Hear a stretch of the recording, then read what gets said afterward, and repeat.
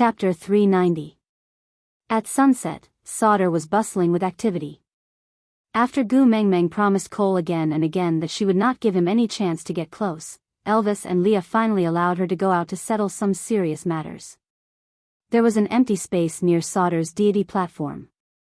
Cole had specially ordered people to clean it up because Gu Mengmeng wanted to hold a recruitment event.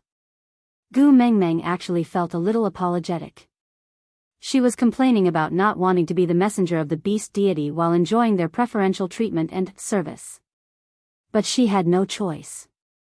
They had already cleaned up the place and she did not want to use it just to draw a clear line between them. That would make her look like she did not know what was good for her. So Gu Mengmeng decided to enjoy this 5-star service first. At most, she would leave some room fees for them when she left. With that thought, Gu Mengmeng felt at ease. The males had already placed their prey in the designated area in front of them. Most of them had 2 or 3 beasts as their prey. Occasionally, there would be a few who only had 1 prey, but it was obviously rare. But one of them was very special. The prey in front of him was piled up like a small mountain. Gu Mengmeng tilted her head and asked Elvis, "Who is that person? Do you know him? Why does he have so many prey?" Elvis replied in a low voice, "Oriton, from the White Tiger tribe. He does not belong to any tribe and attends the beauty pageant every year. Many females have expressed their desire to mate with him, but strangely, he has never been attracted to any female and never expressed interest in any tribe. Nina had tried to drug him in the past but to no avail." Gu Mengmeng's gossipy spirit was ignited and she asked with stars in her eyes, "Drug? Do you still have that kind of drug here?" Elvis's gaze landed on Lee's face. Gu Mengmeng followed Elvis's gaze and saw Leah turning his head away awkwardly. He said in an uneasy tone, "He is indeed a capable male. For the sake of the tribe, I naturally wish for him to join us." So you and Nina cooperated in a badger game to scheme against him?" Gu Mengmeng's face was full of disdain. Leah did not know what a badger game was, but he knew it was definitely not something good. So he frowned and said seriously, "I only gave Nina a piece of beast skin with the fox seductive fragrance on it and told her to rub it on him or herself when she gets close to Oriton to seduce him." And then? Gu Mengmeng continued asking. Leah sighed. "Isn't the result obvious? If Nina had succeeded, why would Oriton still be standing here?"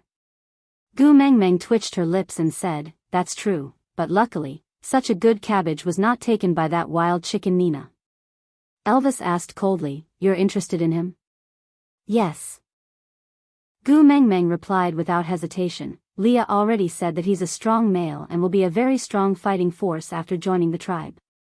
Elvis sneered, his gaze piercing straight at Oriton like a knife. Smiling devilishly, he moved his shoulders and said, "Looks like I have to accept my first challenge after mating." "What?" Gu Mengmeng was dumbfounded by the murderous look on Elvis's face. Chapter 391. Hey, he wants to join our tribe so sincerely, why do you want to kill him?"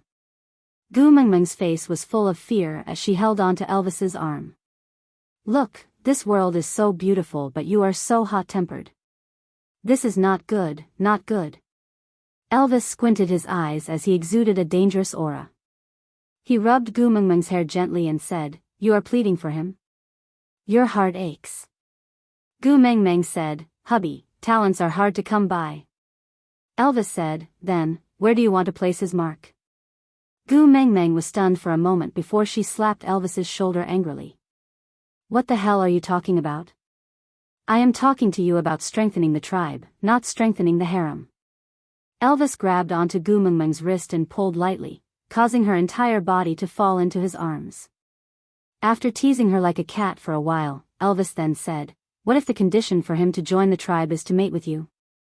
Gu Mengmeng felt helpless and thought to herself, "Who has a phone to lend me? I will go on Baidu Tiaba and post a post called, 'Hubby loves me too much, what should I do?' He feels that all the males in the world have something to do with me, it's quite urgent, waiting online." Elvis saw that Gu Mengmeng did not speak and the evil fire in his heart burned even brighter. He glanced sideways at Oriton and sneered. I think we should just kill him. Leah agreed. Sigh, the battle power of a peak 3rd level is so similar to you in the past. What a pity, let's just kill him. Gu Mengmeng felt a chill down her spine. In the years before she came, the rapport they had developed actually included this kind of perverted teamwork to kill a suspected love rival. Sighing, Gu Mengmeng patted their shoulders. I heard that males in the beast world have extremely good hearing. Elvis nodded and did not say anything. His face was still sullen. Gu Mengmeng continued. Do you think he can hear you two standing so close to each other discussing killing him? Elvis and Leah sneered. If he is not deaf, he should be able to hear us. Gu Mengmeng asked again. You know he can hear us, why are you two still talking? Elvis used his fingers to lift Gu Mengmeng's little face and said with a faint smile, because he's a male that you've taken a fancy to, so we're giving him the last bit of mercy. If you still have a shred of self-awareness, you should run away now. The corners of Gu Mengmeng's lips twitched. She would never understand the world of males. Hubby, how about this? If the condition for him to join the tribe is to mate with me, then we don't want this person. My tribe lacks warriors, but my family doesn't lack men. But if he doesn't mean it at all, and it's just the two of you making wild guesses, then let's take 2 deep breaths and forget everything that happened just now, okay? Elvis harumphed and turned to look at Oriton. He curled his lips and said, Leah, look at the way he's looking at Xiao Meng. Isn't it familiar? Leah nodded. It's exactly the same as the way you looked at Meng Meng back then. Elvis said, it's exactly the same as how you look at Xiao Meng now. Chapter 392. The sun had already set below the horizon and the agreed time had been reached. Those males who had yet to return did not count. Gu Mengmeng sat on Elvis's shoulders and allowed him to carry her. She looked down at the males who had returned from hunting like a queen patrolling. Needless to say, Oriton definitely had the most prey. It was a difference that could be seen with the naked eye and did not need to be measured. Gu Mengmeng patted Elvis's shoulders and gestured for him to put her down. After getting down, Gu Mengmeng walked directly to Oriton and asked, You came back earlier than most of the others. How did you manage to get so many prey? Oriton curled his lips at Gu Mengmeng. He could barely call it a smile that resembled the expression a high school hooligan would make when he blackmailed a junior. Although it was a little creepy, since the corners of his lips were curled up, it should be a smile. Seeing Gu Mengmeng's strange expression, Oriton kept his awkward smile and returned to his usual expressionless face. I guarded Sauter's entrance and everyone who returns has to give me half of their prey. If not, I will kill them and snatch all their prey. Oriton looked at Gu Mengmeng and said, I am guarding the entrance of Sauter. Gu Mengmeng was so shocked that her jaw almost dropped. No wonder that blackmailing expression just now was so on point. TSK TSK TSK, Gu Mengmeng felt like she was the reincarnation of Sun Wukong. She turned back to look at Elvis, only to realize that Elvis and Leah were smiling in each other's eyes. She tugged at Elvis's arm and asked, Did you do this before? Elvis nodded his head gladly and admitted it. He even felt a little proud. Leah swung his large tail lightly and wrapped it around Gu Mengmeng's waist. He knew what Gu Mengmeng was thinking about, so he took the initiative to explain. To be able to snatch prey from other males, it proves that he is more powerful than the one being snatched. Looking at the number, he must have felt that he would definitely win before stopping. And until he stopped, he did not lose, or else these prey would have been snatched away by others long ago. With his skills, he would definitely win even if he went out to hunt directly. But he chose this method. Looks like his true motive was to show you his skills. Oh. Gu Mengmeng replied, not fully understanding. She was still thinking to herself, damn it, males have always behaved like birds since ancient times. Their brain circuits were really strange. What made them mistakenly believe that the fiercer they were and the better they fought, the more girls would like them? Gu Mengmeng smacked her lips and thought to herself, compared to the hooligans in school, the Prince Charming Senior from the swimming club is clearly more likable. Every day, she only wore a pair of swimming trunks and soaked in the water. The moment she came out of the water, the sparkling water splashed everywhere. Hiss, it really made people salivate. Xiao Meng. Elvis's face darkened as he called Gu Mengmeng's consciousness back. Gu Mengmeng wiped off her saliva and realized that she was drooling at Oriton because she was thinking about something else. Damn it, it was even harder to explain now. Elvis would definitely think that she had taken a liking to this white tiger. Gu Mengmeng sighed. She thought to herself that a clean slate would be clean on its own, so she asked, "Since you are the one with the most prey today, I will represent Saint Nazir to extend an invitation to you. Welcome to Saint Nazir." Oriton was silent for a moment, his face still as cold as ice. He said expressionlessly, "I want to be your guardian beast. I will only be willing to join Saint Nazir if you agree." Aside from the topic, previously, someone asked me why I said it to be a senior from the swimming club and not the basketball club or the street dance club. Usually, the boys from these two clubs seem to be more popular in school.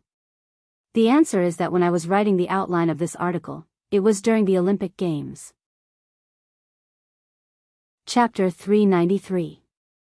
Gu Mengmeng's body went limp and she almost fell. Was it because Elvis was too petty and jealous? Was it because of the sixth sense that males develop from the pressure of competition? But, what's a guardian beast? Gu Mengmeng turned her head and looked at Leah.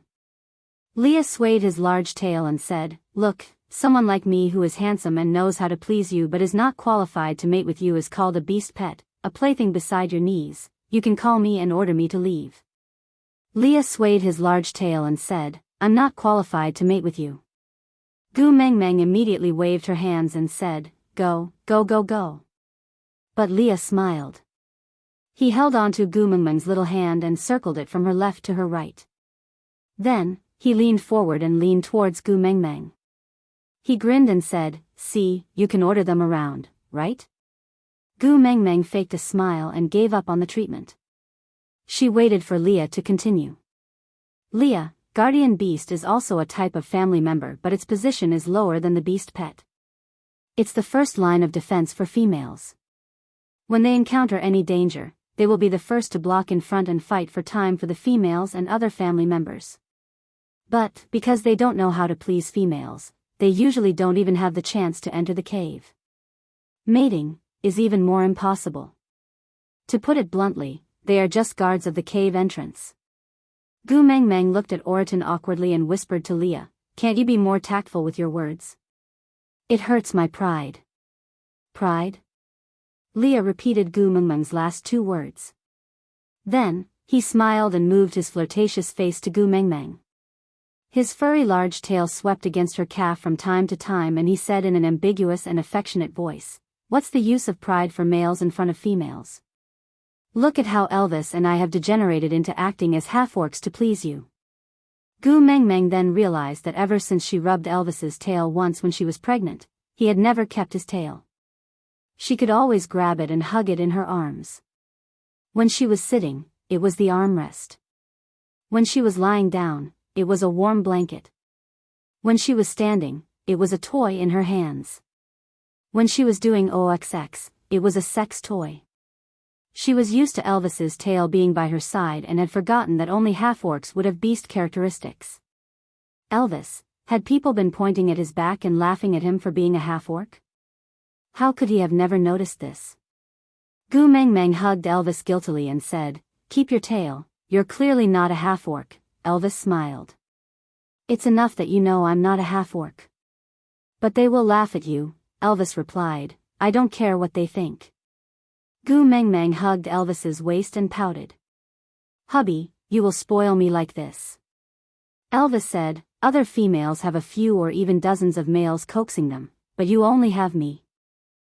Since they couldn't compete in quantity, they could only compete in quality.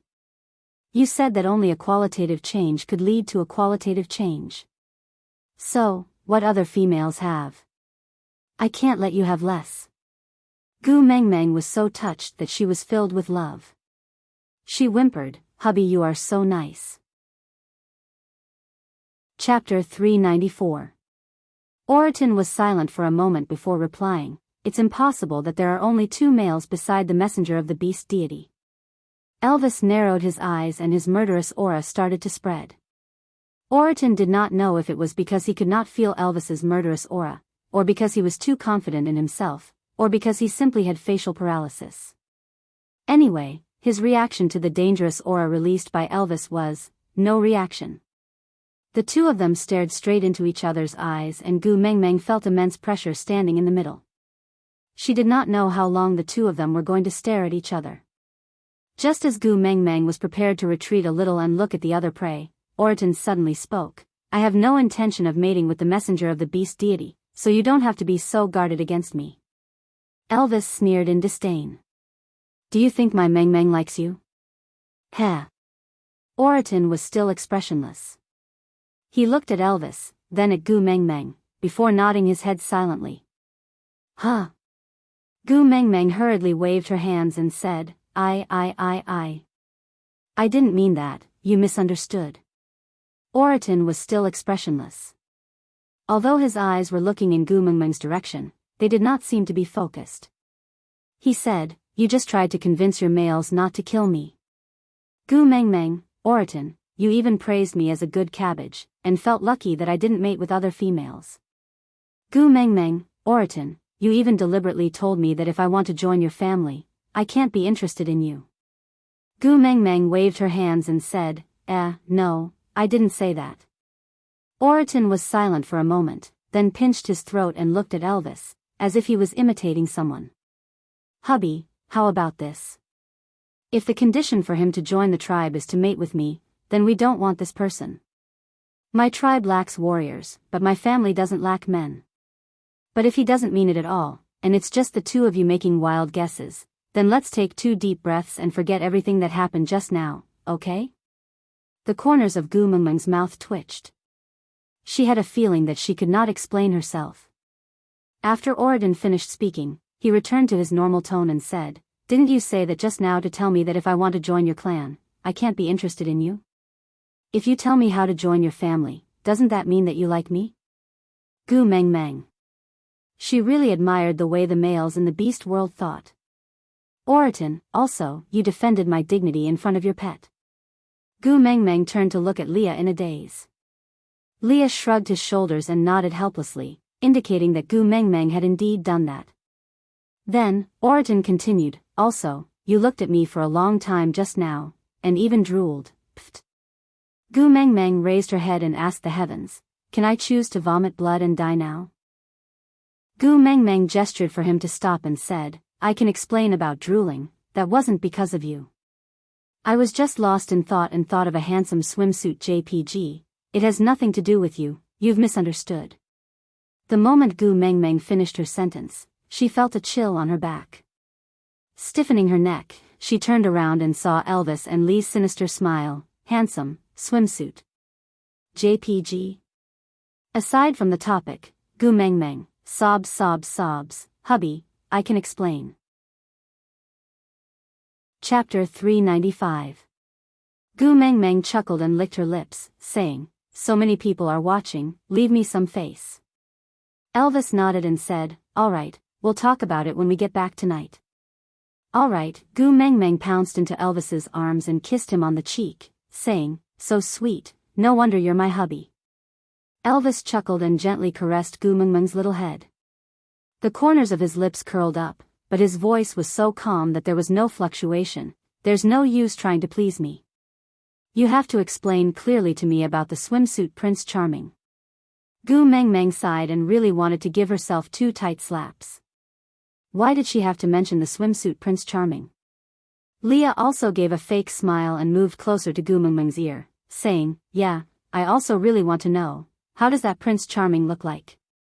Gu Mengmeng laughed guiltily and said, let's get down to business first, alright? Everyone's waiting.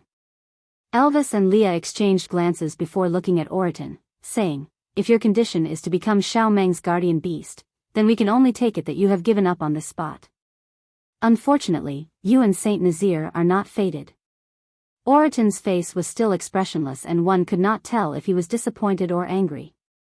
He just looked at Elvis quietly and after a long while, he said, you're the tribe leader but she's the messenger of the beast deity. You can't make decisions for her. Elvis raised his eyebrows and sneered, saying, to join Xiaomeng's family, even if you're just a guardian beast, you have to pass my test. How long do you think you can last in front of me? Oriton thought about it seriously for a moment before shaking his head and said, I don't know, I can try. Elvis handed Gu Mengmeng over to Leah and stretched his neck to both sides as a warm-up. Then, he walked towards Oriton step by step. Was he going to fight? I. Gu Mengmeng called out twice, successfully attracting their attention. Being stared at by two pairs of bloodthirsty eyes, Gu Mengmeng still felt pressured. Timidly, she extended her arms towards Elvis and said, Hubby, hug. Elvis was taken aback for a moment before he laughed out helplessly. He turned back and carried Gu Mengmeng from Li's arms. He tapped Gu Mengmeng's little nose lightly and said, Are you that scared that I will kill him? Gu Mengmeng shook her head and said, We agreed that you will only fight with males that I approve of. He is not someone that I approve of, so don't waste your energy. Elvis was stunned for a moment before his smile became even more radiant. He whispered into her ear, Tonight, is there anything that requires me to conserve my energy? Gu Mengmeng blushed. I. Elvis nodded and said, I understand, of course it's you. Gu Mengmeng felt hopeless. Heavens, earth, she really didn't mean it that way. Elvis protected Gu Mengmeng in his arms and turned to look at Oriton, saying, You heard it with your own ears, Xiaomeng said that you are not someone that she approves of.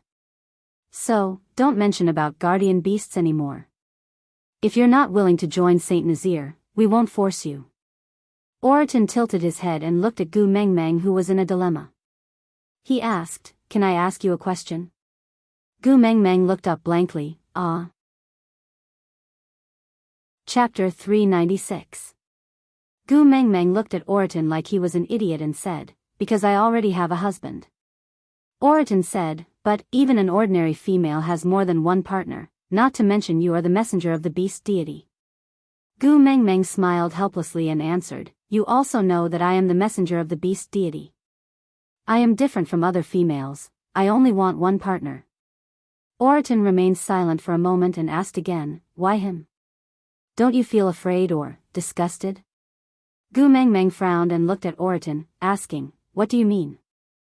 Oriton looked at Elvis and then at Gu Mengmeng, saying, His background, you don't know? Gu Mengmeng's expression was very bad and she said with obvious rejection, I know, but what has my husband's background got to do with you? What right do you have to make irresponsible remarks in front of me? Oriton was taken aback and revealed the first expression that Gu Mengmeng had seen. He only widened his eyes slightly, but it was enough to show his astonishment. You know his background, but you are still willing to accept him, not afraid of him and not despise him? Gu Mengmeng rolled up her sleeves and wanted to hit him, but looking at the pile of prey in front of him, Gu Mengmeng felt that she should be a gentleman and not hit him if she could reason with him. Thus, she placed her hands on her hips and raised her chin, saying, Everyone can't choose their own background. Your mother didn't discuss this with you before giving birth to you, right? No matter how powerful your parents are, it's your parents who are capable and it has nothing to do with you. On the other hand, no matter how evil your parents are, it's your parents who are immoral. When they were dragged to be executed, they would not execute you for 5 minutes just because you are their son. Oriton stared unblinkingly at Gu Mengmeng's face, listening to her words filled with righteous indignation. Even though he was being scolded, his eyes gradually started to focus, gradually reflecting the petite but capable figure in his eyes. If you have any right to criticize my husband, it should be under the premise that you have done something better than him, and not because your parents are more powerful than his parents, understand? After Gu Mengmeng finished her long speech in one breath, she took 2 deep breaths and said, Originally, you are a capable male and I sincerely wanted to invite you to join Saint Nazir and become a member of our tribe. But now... Oriton raised his head, his eyes shining brightly as he said, I am willing to join Saint Nazir without any additional conditions. Gu Mengmeng was taken aback. She blinked her eyes and asked, Are you sure? Oriton nodded and said, Yes. Gu Mengmeng smiled awkwardly. She looked at Elvis and said, Why don't we take 2 deep breaths and forget everything that happened just now? Elvis rubbed Gu Mengmeng's little head and said, "I'll listen to you." Gu Mengmeng smiled with her eyes curved, then extended her hand to Oriton. "Welcome to Saint Nazaire." Oriton was taken aback. Then, he knelt down on one knee and placed his head under Gu Mengmeng's hand. He looked like God, please bless me. Gu Mengmeng was speechless. She exclaimed, "Why is the difference in culture as vast as the Milky Way?" "I just wanted to shake your hand to show my friendliness, big brother." "Why are you kneeling at my feet with a righteous look on your face?" "How am I supposed to receive it?" Digression. Today's 9 chapters have already been updated, babies. A friendly reminder, it's almost the end of the month. Your tickets, if you don't pass them to me, will expire. Chapter 397. Elvis, on the other hand, was much calmer than Gu Mengmeng. He carried Gu Mengmeng and turned to leave without even turning back. "Gu Mengmeng, we have to choose 10 warriors today. We have only chosen 1, there are still 9 more." Elvis smiled. "Leah had already judged the rarity and quantity of the prey when you were flirting with Oriton. He has already chosen the other 9, you don't have to worry." "Gu Mengmeng, I am the HR, you are overstepping your authority, you are interfering with the business of other departments, you are." Gu Mengmeng stopped and looked at Gu Mengmeng, asking, "Do you want to choose a warrior from the tribe or a male for yourself?" Gu Mengmeng said righteously, "Of course I want to choose a warrior from the tribe. Although I can take a look at some pretty men, it will not affect my professional judgment. Distinguishing between public and private interests is my basic principle, all right?" Elvis raised his eyebrows and repeated, "Look at some pretty men, huh?" Gu Mengmeng covered her mouth and accidentally said what was on her mind. Her big eyes darted around and she shook her head guiltily, wanting to take back what she said just now. Leah swung his large tail and reached out one hand to hook Gu Mengmeng's chin, while the other hand rested on Elvis's shoulder. He leaned forward in an ambiguous and seductive manner, his moist lips looked even more alluring under the moonlight. His long and narrow eyes were full of smiles, but there was a sense of danger in them. "How long has it been since you took a good look at me?" "Huh? Don't tell me, you are tired of my body and looks?" Gu Mengmeng had goosebumps all over her body. She had a premonition that if Elvis was jealous, he would at most make her unable to get off the bed. But if Leah was jealous, the scene in her imagination was pitch black and she could not think of anything. But she just felt that it was so scary, so scary. I am just taking a look. Although I am a married woman, taking a look is still alright. Just taking a look, it should not be considered as indecent, right? Then the 2 of you would at least look at other beauties, beautiful females, right? Elvis, other than you, I don't look at any other females. Leah, I can't even be at ease staring at you, afraid that someone else will beat me to it and snatch away the little place I have left in your heart. It's fine if you don't sympathize with me, but you're accusing me first? Gu Mengmeng lowered her head and said, "I was wrong, all right. I won't look at handsome men in the future, all right." Elvis looked at her aggrieved look and felt very complicated. He sighed and said, "If you feel that I can't satisfy you and you need more males, why don't you consider Leah first?" Gu Mengmeng wanted to cry but no tears came out. "I really know my mistake. I will keep my private life and private life separate from now on. When I'm working, I will only work. When I'm looking at handsome men, I will only look at you, all right? Don't talk to me about mating again. I really don't have that thought. I just want to take a look." Elvis did not say anything more and just carried Gu Mengmeng towards the stone house. Leah wagged her tail and followed behind them. At a place where Gu Mengmeng and Elvis could not see, Lee's smile was mixed with a tinge of bitterness. If he could also hug Mengmeng like this and ask her if she had taken a fancy to another male. Was it because he couldn't satisfy her? How great would that be? Sighing, Leah reverted to his usual flirtatious self. He kept all his emotions and pretended that he was not sad. Aside from the topic, recommending her good friend Half Candy, who was currently PK, Battle of the Aces, God of War and Wild Wives, there is a mission that needs to be forged with blood and fire. It needs to be honed with life and death. This was a story about a mission and bloodshed. Mo Bing, the legend of the new military camp. It was rumored that she was arrogant and unruly, cold and heartless. She never cared about anyone. In reality, she disguised herself as a man and became the first female commander in history to command troops on the battlefield. Sniping, fighting, capturing, everything was easy for her. Deserts, jungles, highlands. She left her beautiful figure everywhere. Mo Bing's greatest joy in life was fighting the strong and flirting with the Prince Charming. Torturing the weak and fighting with the best. Leng Xiaoting, the legend of the military world. It was rumored that he was the king of hell of the military world. He was cold-faced and heartless and did not understand the meaning of human relationships. Chapter 398. Back at the stone house, Elvis placed Gu Mengmeng on the bed and stood beside Leah in front of Gu Mengmeng. He looked at Gu Mengmeng coldly and said, "All right, now that there's no one else around, you can talk about your swimsuit, Prince Charming." Gu Mengmeng felt that she had been living in an awkward atmosphere for the entire day and the cancer of awkwardness was about to break out. She smirked and said, "I haven't forgotten." Elvis nodded but did not reply. Leah leaned to the side and looked nonchalant. He fiddled with his fingers and said with some disappointment, "I still remember that you used to call me Beauty. This is the first time I've heard the term Prince Charming. It seems like he's much more beautiful than me, right?" Gu Mengmeng shook her head and said, No, the males in my world can never be compared to you. They're not even on the same level." Leah looked up and curled his lips seductively, saying, "But, you call him Prince Charming." Elvis's brows were tightly furrowed and he remained silent for a long time before saying, "The first time we met, you wore that weird outfit. Was it to meet him?" How did you know?" Gu Mengmeng blurted out but immediately realized that she had said something wrong. She hurriedly covered her mouth but it was too late.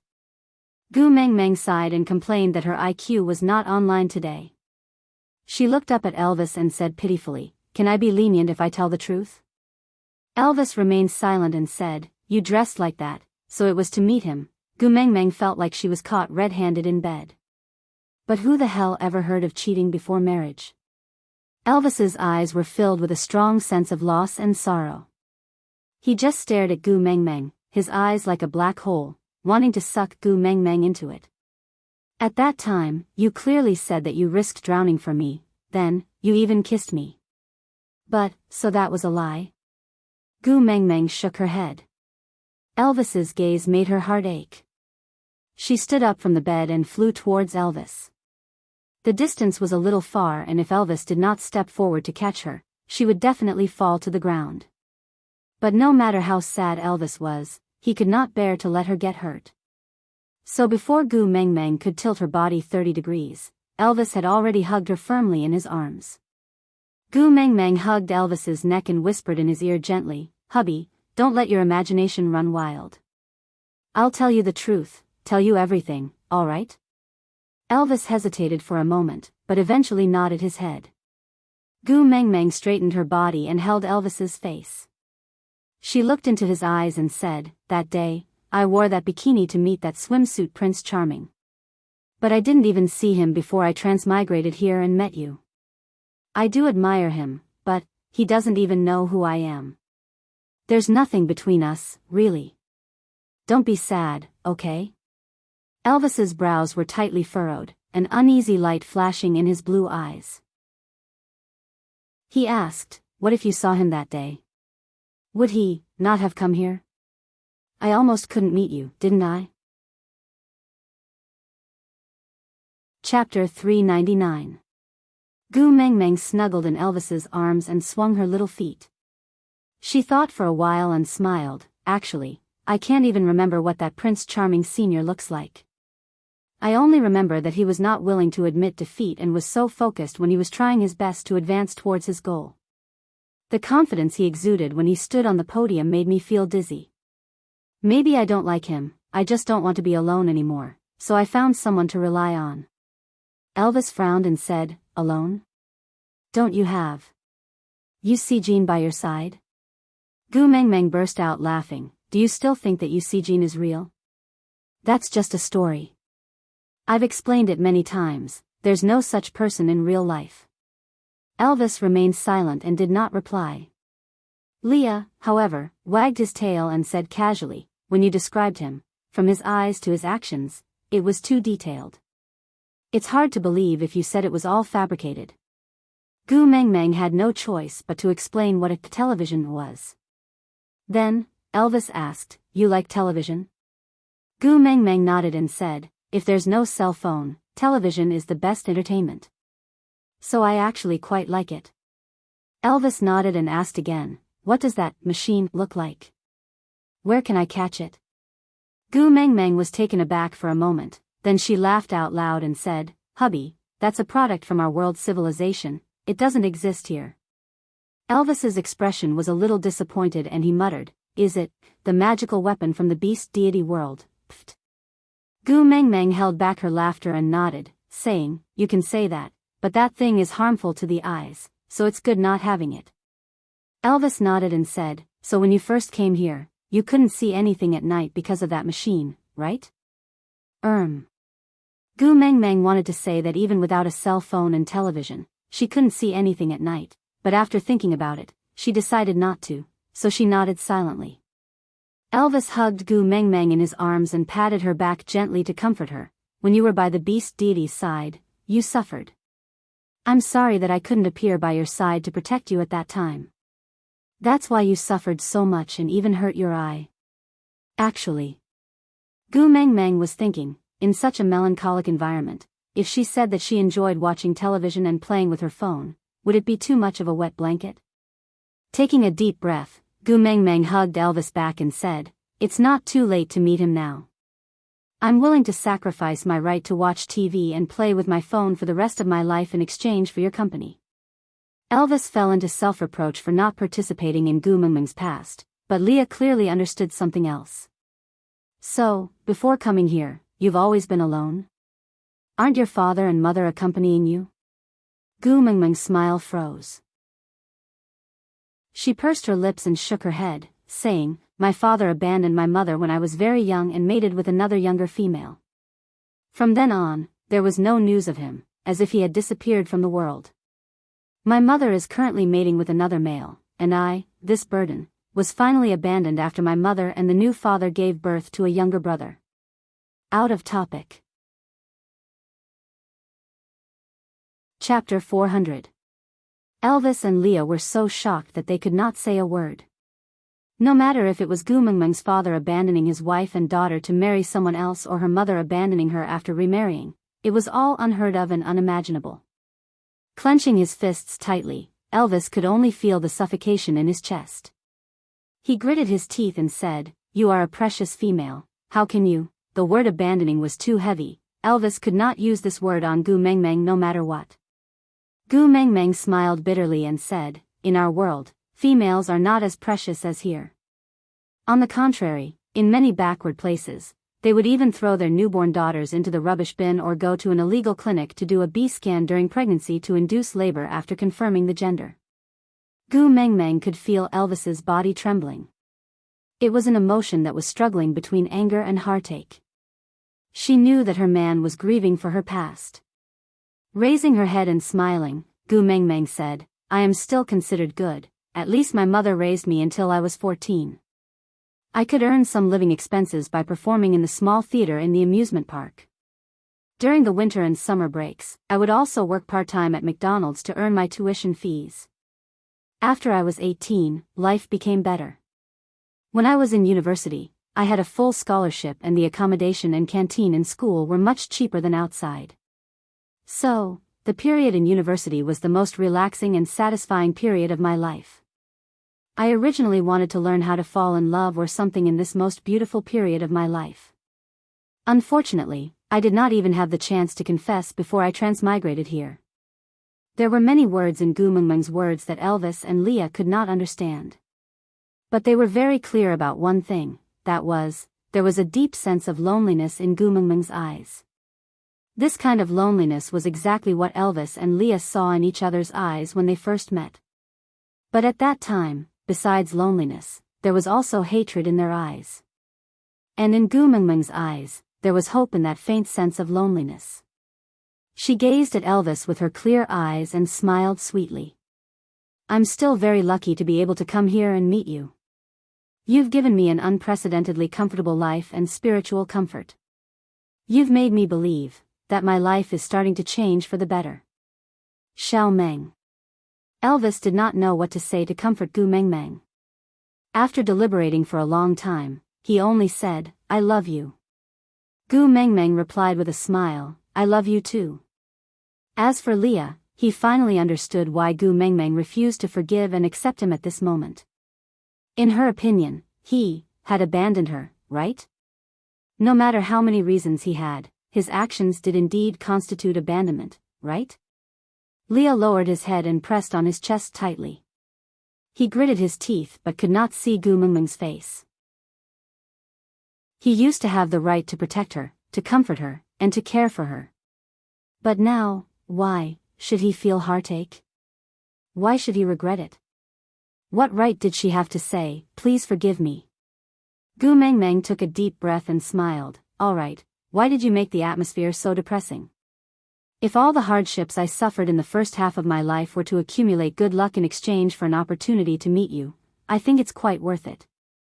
Out of topic, tragic life is different. Everyone has their own difficult but clenched teeth to persist in the past. We do not have the right to refuse the suffering that God gives us, but we have the right to choose how to face it. Babies, remember. The harder it is, the more you must smile. Chapter 401. Although I have both parents, I still have 6 relatives to rely on. But now, I have you and our sons. I have a complete family. I will give you all the love that I had no place to store in the past, then accept your love with peace of mind. That will be very blissful. Gu Mengmeng hugged Elvis and smiled sweetly. "So, don't worry that I will leave you. You and our sons are all that I have left. Where else can I go after leaving the both of you?" Elvis frowned, but the corners of his lips were curled up. He could not tell what he was feeling. He felt heartache and lucky at the same time. He knew the feeling of having nothing but someone. He was in such a state himself. He was the leader of Saint Nazir, but Saint Nazir was not important to him. The only important thing was Gu Mengmeng. And coincidentally, he was fortunate enough to become the only pillar in Gu Mengmeng's heart. Her reliance made him feel very lucky and blissful. But the price of this luck was that she had to struggle for so many years in a place he could not see. Elvis hugged Gu Mengmeng tightly in his arms and kissed her hair, saying, "If there is a price to pay for meeting you, then it should have been borne by me. I was too useless, that's why you had to suffer so much." Gu Mengmeng shook her head and said, "Didn't you also drift around for so many years to meet me?"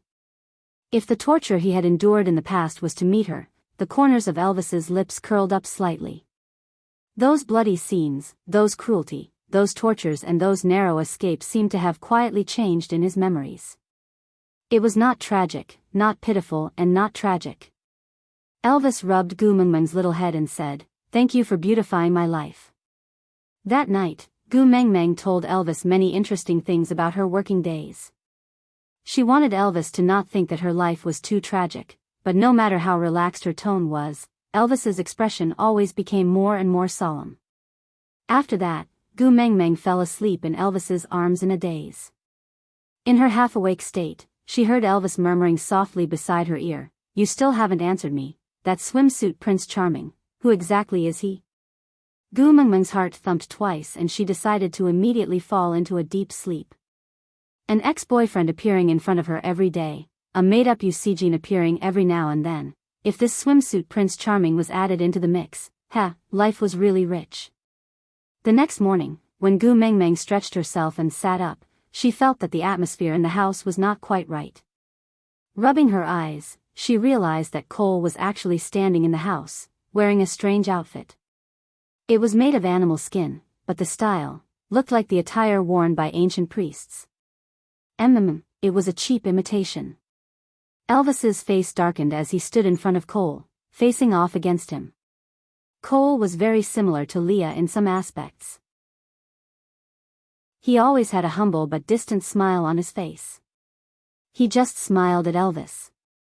Even though they did not speak, Gu Mengmeng felt as if she could see lightning flashing and thunder roaring between the two of them. Chapter 402. Gu Mengmeng ignored Leah. Every night, this fellow would crawl onto the bed like a Samoyed. She used all kinds of methods to reject and defend herself, but no matter what she did before she slept, this fellow would still be on her bed when she woke up. Getting used to it was a very scary thing. Because Gu Mengmeng would no longer be shocked by Lee's appearance on her bed. Directly ignoring this fellow, Gu Mengmeng jumped down from the bed and walked to Elvis's side.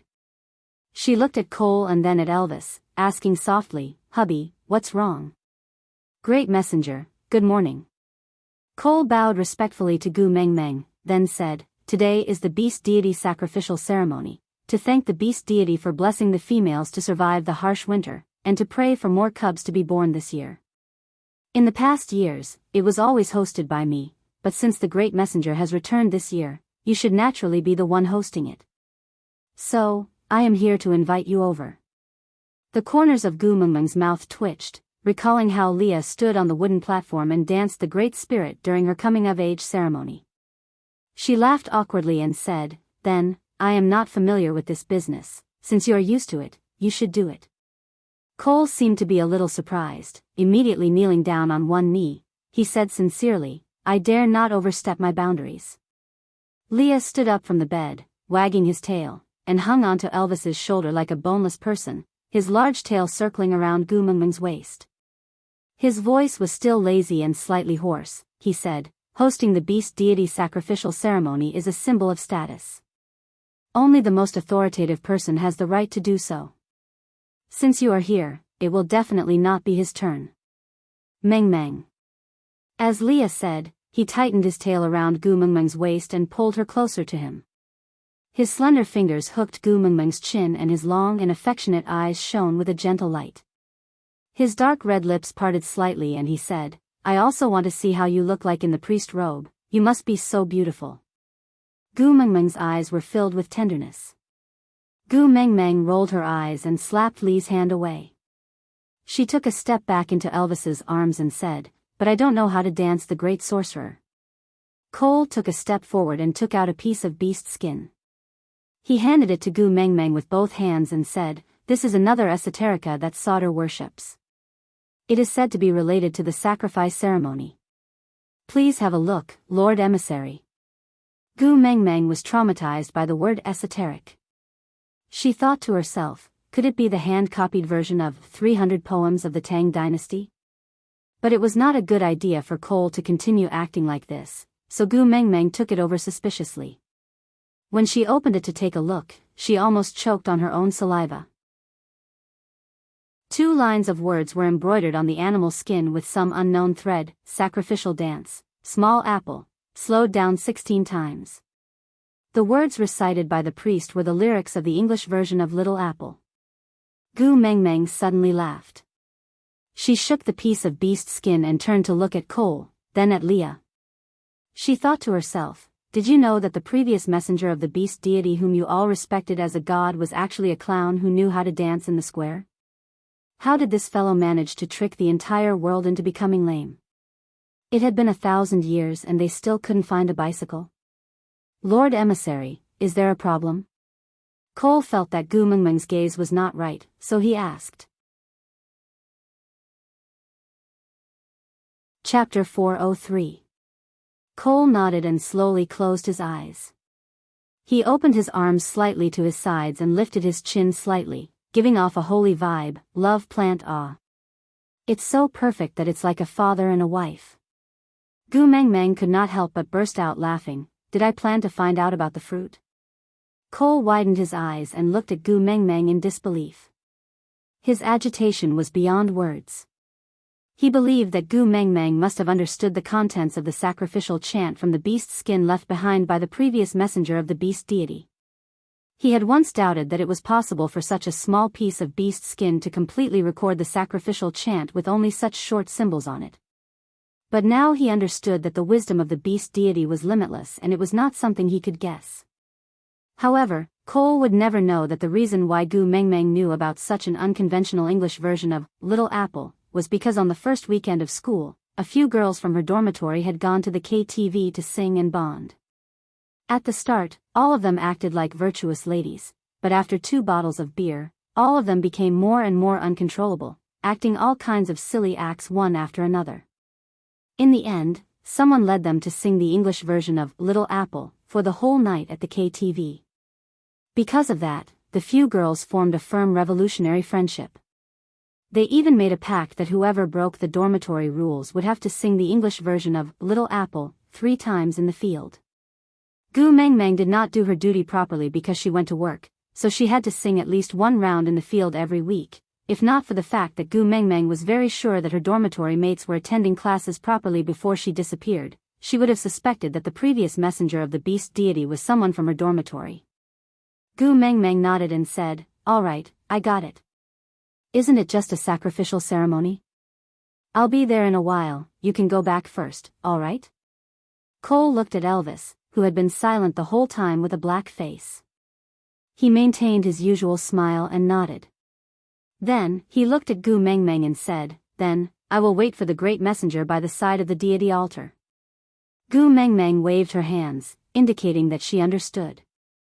After Cole left, Gu Mengmeng looked at Elvis and asked, "Hubby, why do you look so unhappy? Did something happen? Did Cole offend you?" Elvis hugged Gu Mengmeng in his arms and did not let go for a long time. After a while, he said with a deep voice, "If you like foxes, can't you accept Leah?" "Not Cole, not Cole." Gu Mengmeng was almost suffocating from Elvis's hug. She said with a dumbfounded expression, "I have nothing to do with Cole. You are always there whenever I see him.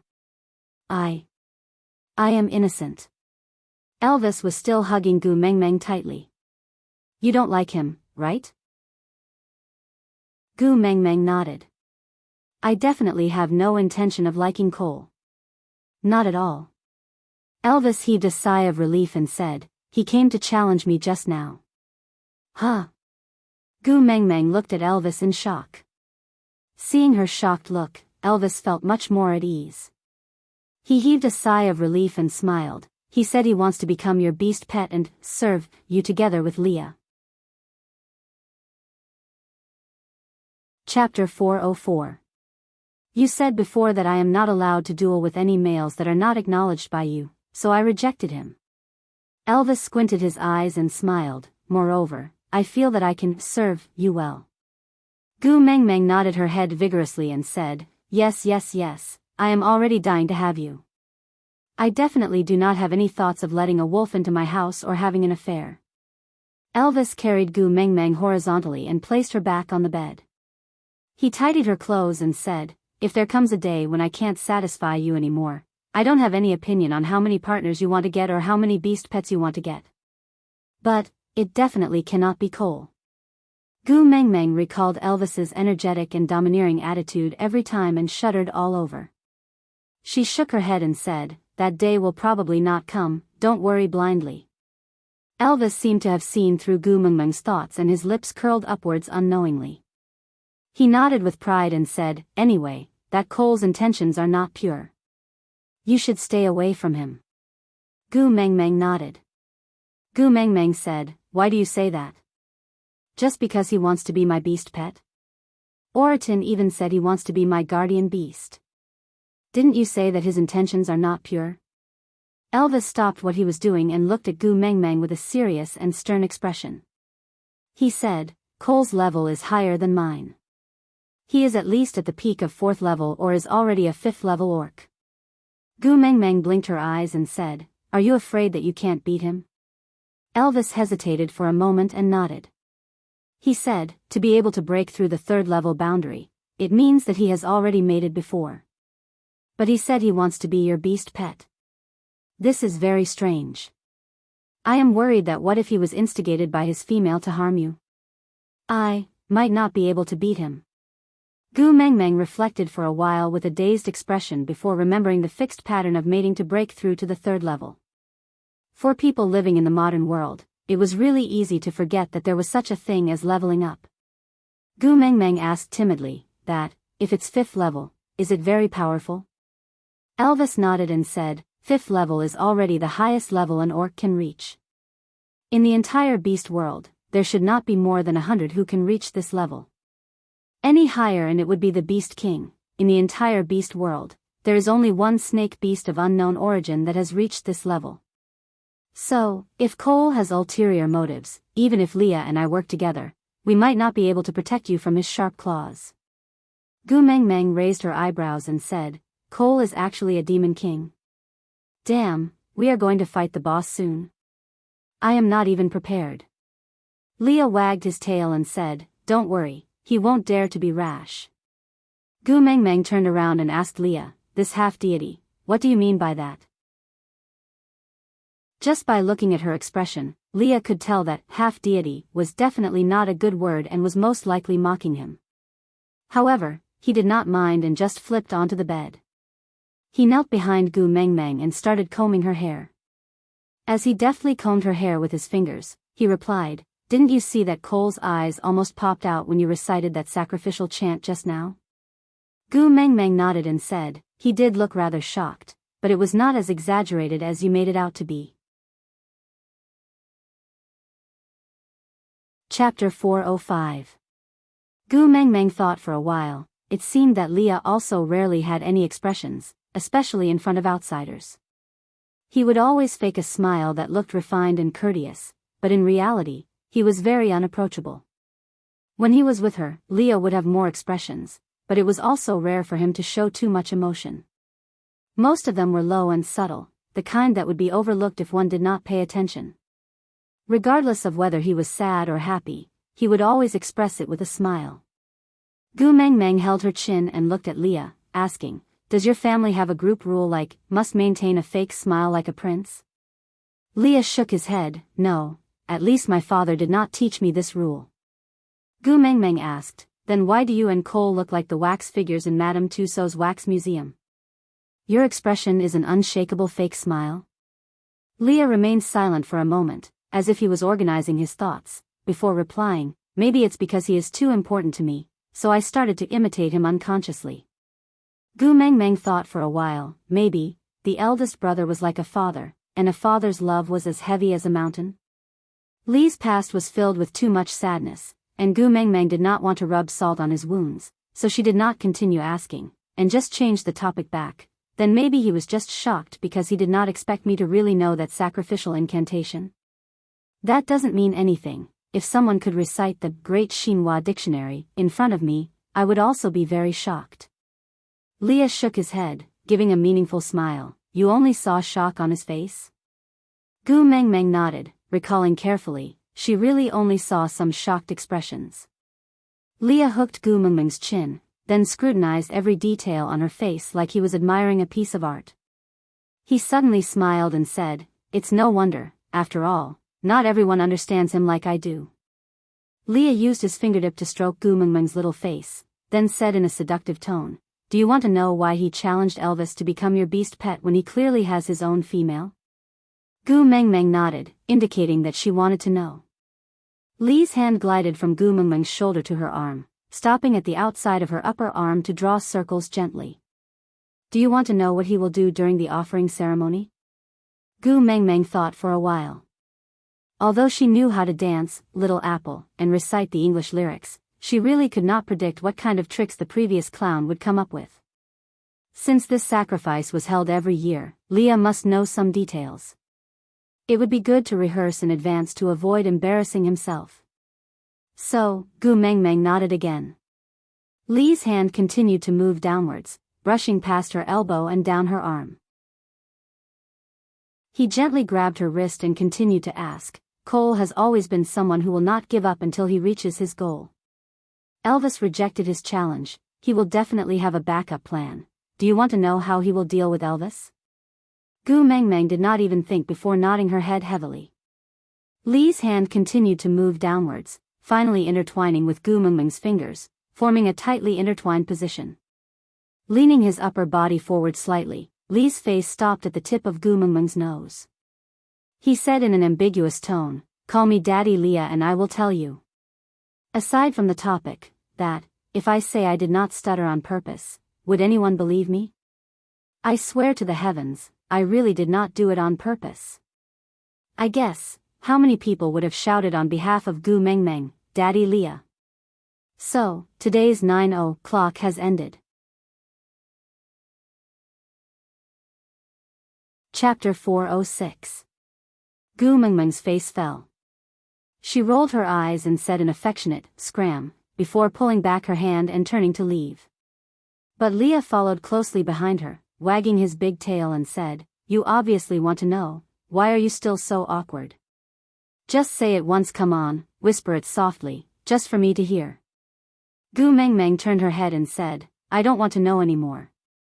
But Leah smiled and rubbed Gu Mengmeng's little head, saying, "What an awkward yet cute little fellow. Hey, calling me daddy in front of Elvis, just thinking about it makes you feel like a little deer is running wild." Gu Mengmeng blushed and turned to look at this ex-boyfriend who wanted her to call him daddy in front of her hubby. She shouted in embarrassment, "Scram." Leah shrugged his shoulders and said, "If you're really embarrassed, then let Elvis do it. If he does, I can barely accept it, pft." Gu Mengmeng choked on her saliva and started coughing violently. Her mind started to uncontrollably flash with some SM scenes. Leah smiled coldly and sickly, waving his little leather whip in a condescending manner, whipping Elvis who was wearing a bikini. Then Elvis whimpered and called out, "Daddy Leah eh." Goosebumps rose all over Gu Mengmeng's body and she felt uncomfortable all over. She even started to be unable to look Elvis and Leah in the eye. But Leah just had to walk to Elvis's side in a flirtatious manner. He placed an arm on Elvis's shoulder and used his fingers to play with Elvis's ears, blowing air into his ears, saying, "Mengmeng really wants to know, how is it, do you want to help her? Call me Daddy Leah and I will fulfill my little wish." Gu Mengmeng screamed in her heart, "No, no, hubby." Elvis's face was cold as he turned his head and said expressionlessly, "I have a better idea." "Mm." Leah blinked his eyes and responded with a single syllable instinctively. Before his brain could react, his knees gave way and he was stunned by the powerful aura that Elvis suddenly exuded.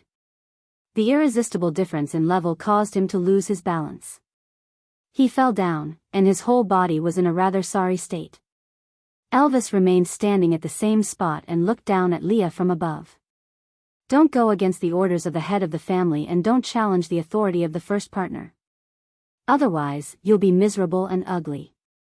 After Elvis finished speaking, he retracted his pressure.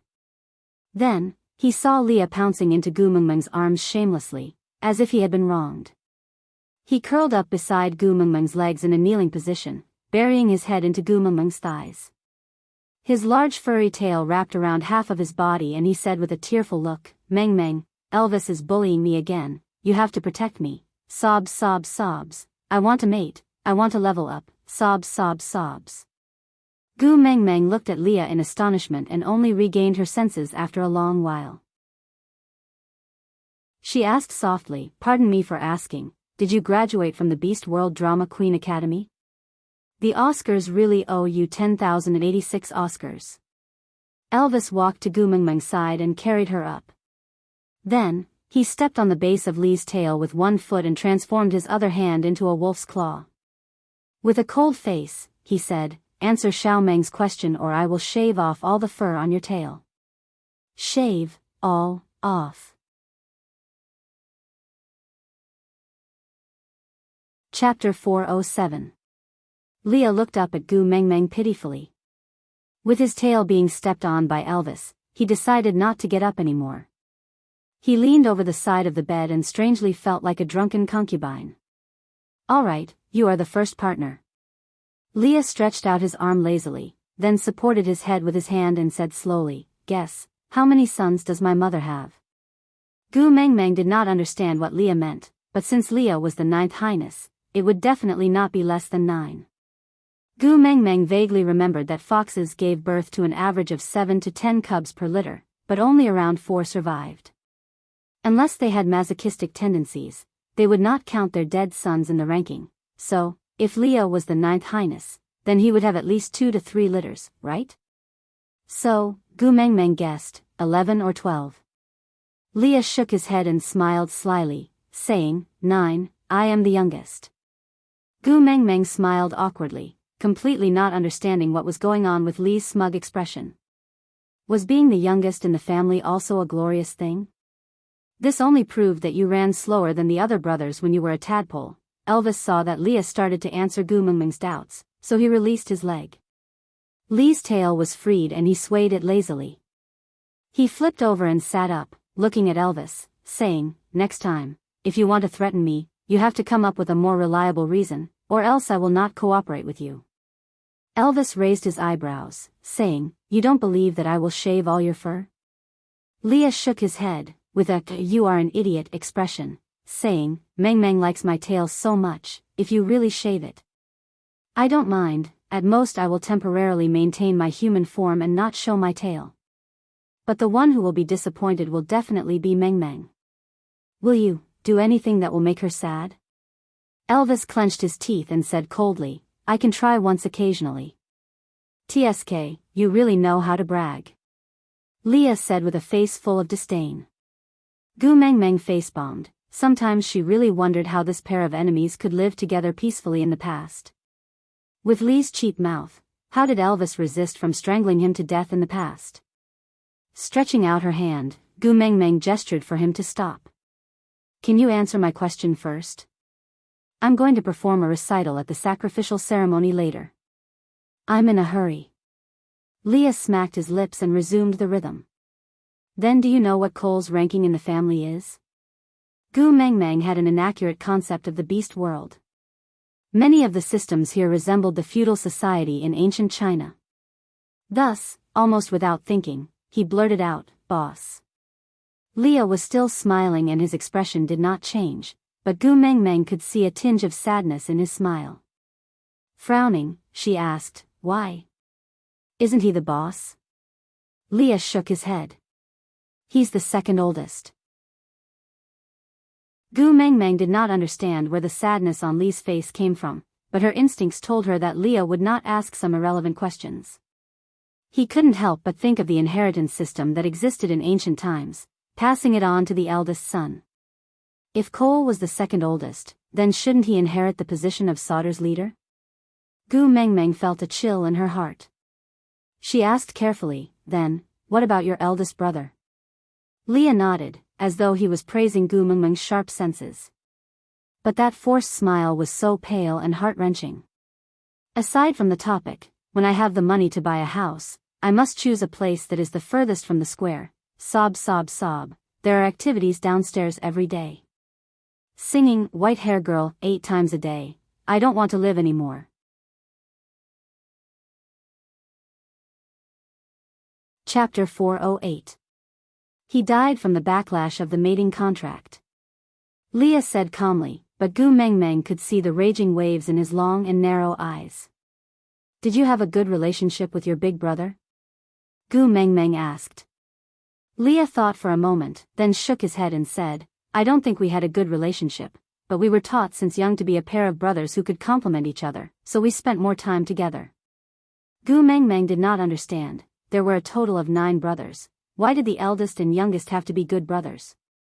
Leah continued, the eldest inherited the position of the leader, while the youngest inherited the position of the witch doctor. The arrival of the messenger of the beast deity was the right time, and being born in Sauter was the right place. As long as my big brother and I work well together to form the word, human harmony, Sauter should be able to climb to the peak again, and regain its former glory. Gu Mengmeng frowned. This ideal situation might be in line with everyone's interests, but it would definitely hurt the darkness in some people's hearts. As for who that person was, the answer was almost obvious. So, Cole killed your big brother's partner? Gu Mengmeng asked. Leah shook his head and said, on the day my big brother died, his partner disappeared from this world. No one knew how she disappeared, and no one knew where she went after that. So, there is no evidence pointing to Cole as the culprit, but... Leah did not continue, and Gu Mengmeng also remained silent for a moment, before continuing Li's words. But, because Cole is the one who has the biggest vested interest in this matter, so you suspect that he planned it? Leah hesitated for a moment, but finally nodded his head and said, you said before, being too perfect in itself, is a loophole. Gu Mengmeng vaguely remembered that she had said this before, but she had already forgotten why she said it. Just looking at Leah, Gu Mengmeng did not know what to do. To be honest, Cole did give off a feeling of alienation, but to say that he was so evil as to make use of his sister-in-law to kill his own brother, Gu Mengmeng felt that he was not that kind of person. Usually, one's face reflects one's heart, and those with evil intentions would always have some charm hanging on their faces. But Cole did not feel the slightest bit uncomfortable. Gu Mengmeng only knew bits and pieces of Li's past, so she could not judge how much of Li's memories were distorted due to hatred. She also did not want to make Leah sad by doubting him because of Cole.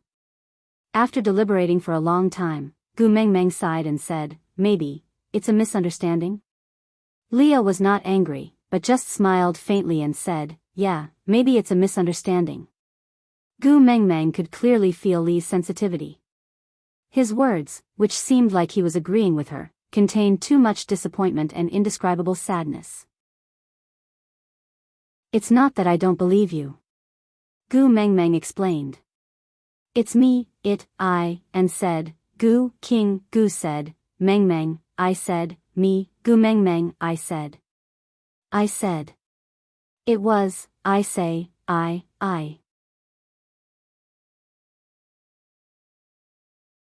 Chapter 409. I'm sorry.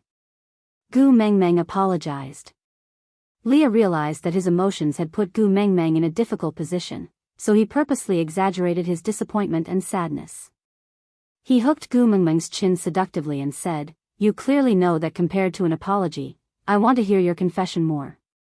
Why don't you call me Daddy Leah?" Sometimes, Gu Mengmeng really could not tell which words Leah said were real and which were fake. Seeing that he was fooling around again, she pushed his hand away and said, "It's useless if you don't talk nonsense. Didn't you say you will tell me what Cole will do next? Rambling on and on, why are you not focusing on the main point?" Leah twitched his lips and said, "You are quite interested in Cole, why? Do you really want him to be your beast pet and serve you together with me?" Gu Mengmeng's beautiful eyes widened and she said, "Swallow the word serve.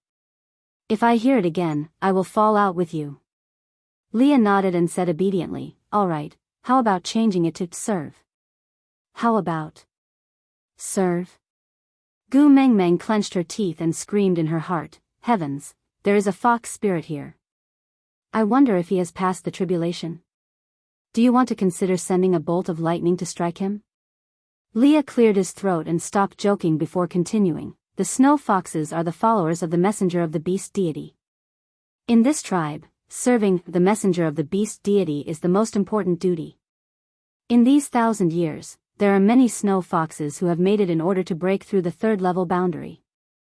My father is one, my elder brother is another, Cole is also one. Moreover, Cole is the one who has done this the most out of all the people I know." Gu Mengmeng tilted her head and asked, "What do you mean?" Leah said, "Be it my father, my elder brother or the snow foxes who have made it in order to break through the third level boundary, even if they don't like their own females that much, they would still protect and take care of them. As for Cole, no one in the tribe knows who his female is and no one has ever seen him care for any female." "Oh, you are an exception." Gu Mengmeng rubbed her temples helplessly. "So you suspect that I am Cole's female?" Leah shook his head and said, "If he was your male, he wouldn't need to challenge Elvis to snatch my beast pet position." Gu Mengmeng. I was speechless. Leah said, "What I want to say is, why would a male who doesn't even care about the female he has mated with suddenly come to woo you? I want to be your beast pet." Gu Mengmeng said, "Shouldn't you be answering my question?" Leah had a "Is that so?" When Gu Mengmeng waved her fist, he smiled evilly and continued, "When I was banished from Sauter, Cole had just mated and had yet to break through the third level. After not seeing her for so many years, her strength should have increased a lot, so he was not worried about the backlash of the mating contract, so he did not care about the female at all. And you? I'm afraid that in his eyes, you're not just a female, but a supreme authority." Gu Mengmeng said, "So, you think that Cole wanted to get the blessing of the messenger of the beast deity, so he wanted to seduce me?" Leah nodded and said, "Something like that." Chapter 4:10. Leah smiled and waved his tail. He leaned back and placed his elbows on the side of the bed. Don't forget the fox seductive fragrance of the snow fox tribe. Gu Mengmeng's face froze. Damn it, she was hit by Lee's fox seductive fragrance during the battle with Elvis in the wild. Her back was sore for a few days and it felt like she was hit by a train. Elvis frowned and continued Lee's sentence. Isn't the fox seductive fragrance supposed to increase the pleasure of mating? Could it control a person's mind? Leah covered his lips and smiled. He looked at Elvis with a, "Oh my God, you are so innocent and naive," expression. Elvis's face darkened and he reached out his claws to shave Lee's tail. But Leah waved his tail and darted into Gu Mengmeng's arms. He forcefully stuffed his furry large tail into Gu Mengmeng's hands. Gu Mengmeng instinctively stroked it twice before realizing that Elvis's face had darkened. He stood silently opposite her without saying a word. Gu Mengmeng threw away Lee's tail as if she was electrocuted. She grinned and moved closer to Elvis. Furry fetish is an illness. Moreover, I am the kind of patient who is beyond cure. I can't control my claws. Gu Mengmeng stretched out her two little hands and clenched them into fists. She looked like a cat's paw.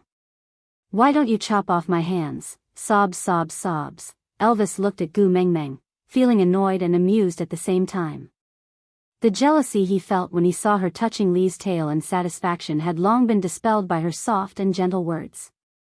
A sweet feeling spread in his heart like honey. He reached out to hold Gu Mengmeng's little hand and brought her into his arms. Then, he placed his tail into her hands. He whispered into her ear, "When your illness acts up, think of me first, all right?" "Yeah." Gu Mengmeng hugged Elvis's large tail and nodded her head sweetly. She was also extremely satisfied. Leah looked at Elvis resentfully. "Where is your dignity as a wolf? How can you sell your body like others?" Elvis raised his brows. "Talking about dignity with my own female? Are you crazy or am I crazy?" Leah grumbled helplessly, "Even you have learned to fight for favor with me." Elvis ignored his little emotions and said, "You haven't answered my question. Will the fox seductive fragrance disturb a person's mind?" Leah shook his head and said, "The fox seductive fragrance itself can only increase the sensation during mating. But as long as it's used well, the female will have the illusion that she's deeply in love with the male and will listen to everything he says." Gu Mengmeng was taken aback. She looked up at Leah with a complicated gaze. Leah returned Gu Mengmeng's gaze and the curve of his faint smile revealed his gentle and serious curves. His long and narrow eyes were filled with deep affection and longing. "I won't use the fox seductive fragrance on you. I also want to wait until the day you personally say yes." Gu Mengmeng blushed and lowered her head to avoid Lee's gaze. Because she was unable to bear his deep feelings, and also because, damn it, on the day she mated with Elvis, this fellow was indeed eavesdropping at the entrance of the cave. Leah did not like Gu Mengmeng's conflicted and troubled look. So, he quickly brought the topic back to Cole. "But Cole is different. In order to obtain power, I'm afraid he will use the fox seductive fragrance on you at all costs."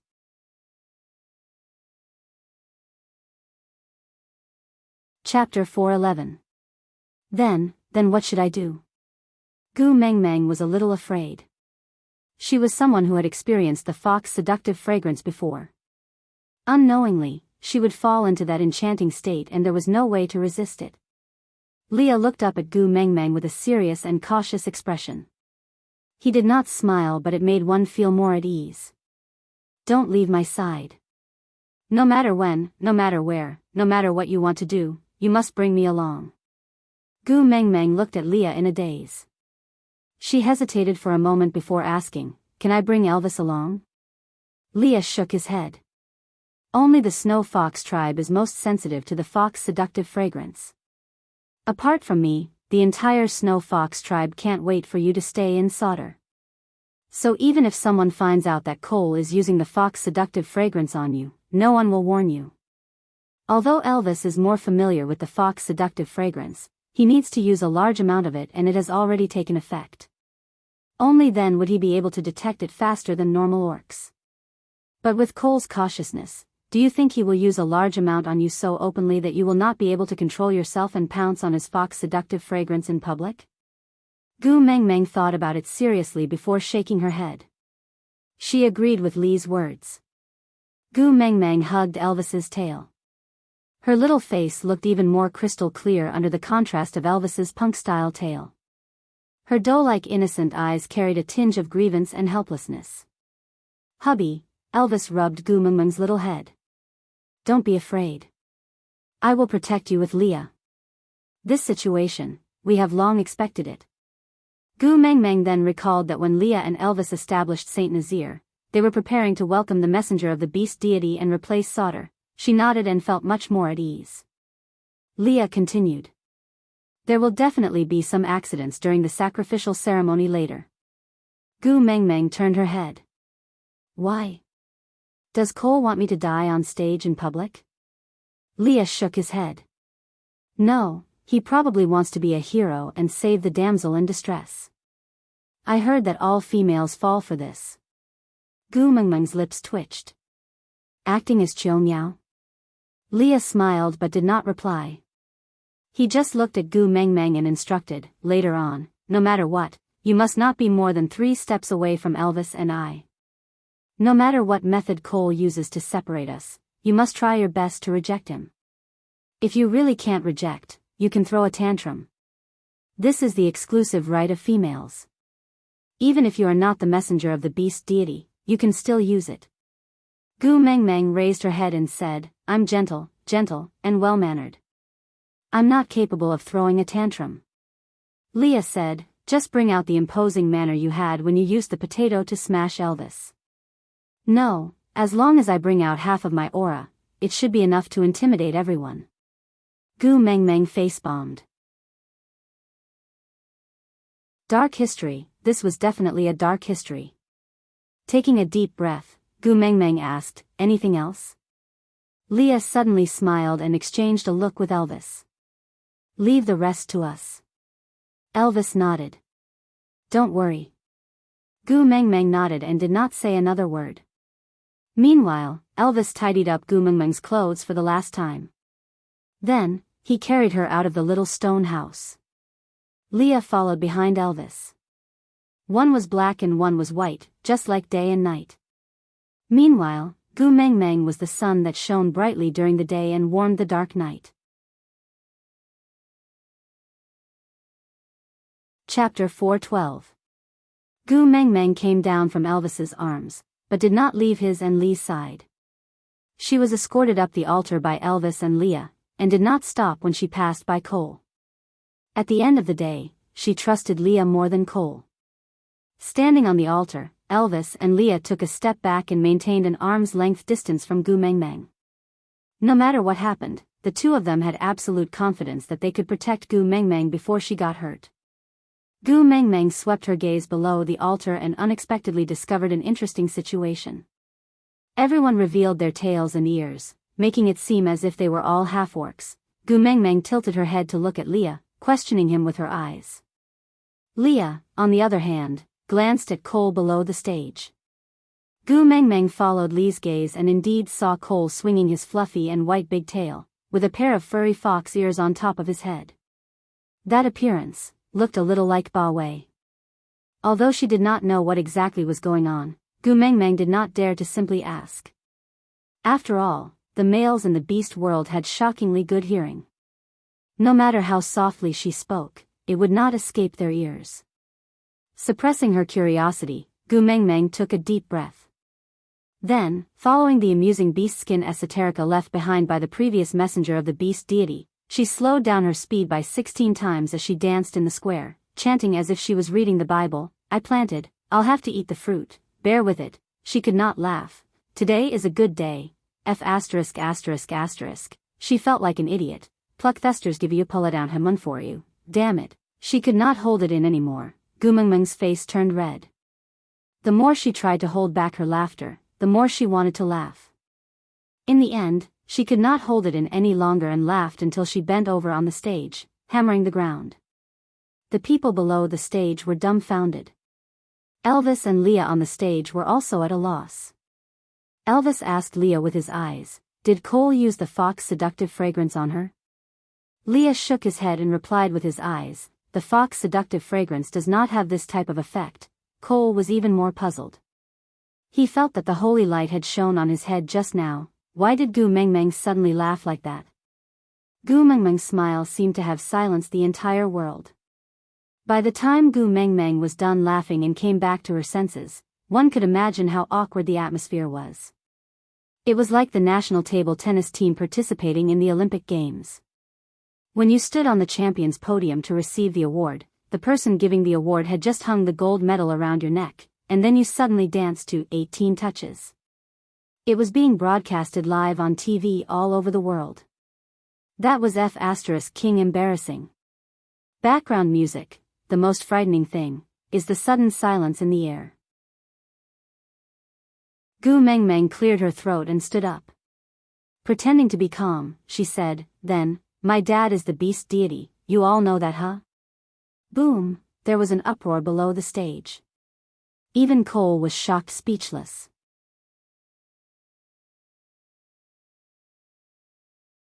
Chapter 413.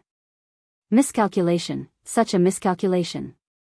Damn it, now it was back to normal. Gu Mengmeng glanced around at the sea of people with flags waving in the wind and the joyous scene. She laughed awkwardly and thought to herself, how could it be back? Clenching her teeth, Gu Mengmeng decided to treat this sacrificial ceremony as a surprise version of a mini theater in an amusement park. There was one time when the main character was heartbroken and spouted nonsense on stage, changing his lines randomly. Then, the supporting actors had to act according to his words on the spot, and surprisingly, that scene received unanimous praise from the audience, saying that it was rich in emotions, exquisite and full of emotions. Taking a deep breath, Gu Mengmeng gestured for everyone to quieten down and said, "Let me formally introduce myself to everyone. I am the eldest daughter of the beast deity, Gu Mengmeng. I am here on the orders of the beast deity to bring you light and hope, food and knowledge." Beast deity, beast deity, beast deity. The audience cheered and Gu Mengmeng unintentionally pushed the beast deity's majestic image to a new level. After all, in the beast world, being by the beast deity's side was bliss and safety. But the beast deity sent his own daughter here, just to let them live a better life. So touched. The beast deity was indeed a majestic, sacred and inviolable existence. Gu Mengmeng suddenly understood a little. No wonder the previous messenger of the beast deity could fool everyone with a little apple and 300 poems of the Tang dynasty. It was not that the previous messenger of the beast deity was too smart, but the people in the beast world were generally pure and kind, as if they had never been fooled before. Glancing at Cole, she realized that he was also looking at her with a face full of admiration and devotion. Gu Mengmeng thought to herself, did Leah overestimate Cole? How could he believe such nonsense? Gu Mengmeng straightened her back and continued, "I laughed just now because my beast father, the beast deity, responded to my prayers."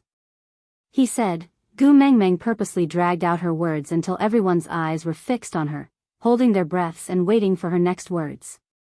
Gu Mengmeng then slowly said, "He will bless the beast world and protect the devout believers from misfortune." It was actually very immoral for Gu Mengmeng to fool people like this, because even the content she used to fool them was not original. Yes, she copied the Yellow Turban Army's idea. If you turn misfortune into fortune, it means that the beast deity has blessed you. But if you die, it only proves that you are not pious enough. However, such a verbal trap caused the audience to cheer and jump with joy. The scene was even more exaggerated than when the female soldiers were unable to control their emotions and burst into tears when Fat Tai was inspecting the military camp. Gu Mengmeng maintained the smile of the Statue of Liberty and waved her hands. "Since the beast deity has already agreed to our request, then this sacrificial ceremony can end now. Let's all go and do what we need to do. Don't gather here. After all, the police will check your ID card for illegal gathering." The audience was stunned. They had probably never experienced such an efficient sacrificial ceremony before and couldn't get used to it for a while. It was just like the teacher who would say, "Come on, students, we'll be done with this question." One day, before the bell rang, the teacher had already picked up his books and walked out of the classroom. Happiness comes too suddenly. It's also very troublesome. Gu Mengmeng felt a little helpless as she looked at everyone staring at her in a daze. Chapter 4:14. Actually, the orcs did not know how to count, but at least they knew that the quota was getting lesser and lesser. Moreover, 6 single males had become partners in just a few days, and they were all the top beauties in their respective tribes. This was indeed the beast deity's blessing. Because of this, the males became even more enthusiastic, shouting for Gu Mengmeng to announce the selection rules for this round. Gu Mengmeng gestured a "please be quiet" gesture, then put on the professional smile of a female executive, saying, "Considering the families of the warriors, the number of applicants this time is set at 5. The topic of recruitment is this." Gu Mengmeng took out 2 chilies, 1 red and 1 green, from her pocket. Only Elvis and Leah knew about this method of making pockets on beast skin, so when Gu Mengmeng conjured 2 strange fruits out of thin air, the crowd below the stage was shocked once again. Gu Mengmeng completely did not know that her unconscious action was as shocking as swallowing the Leaning Tower of Pisa in front of everyone. She just minded her own business and said, "Everyone look closely at this fruit. This is the beast deity's blessing. It is also limited to sunset. The top 5 who bring back the most will obtain the quota to join Saint Nazir." After Gu Mengmeng finished speaking, she threw the 2 chilies into the crowd, saying, "This is for you to use as a sample."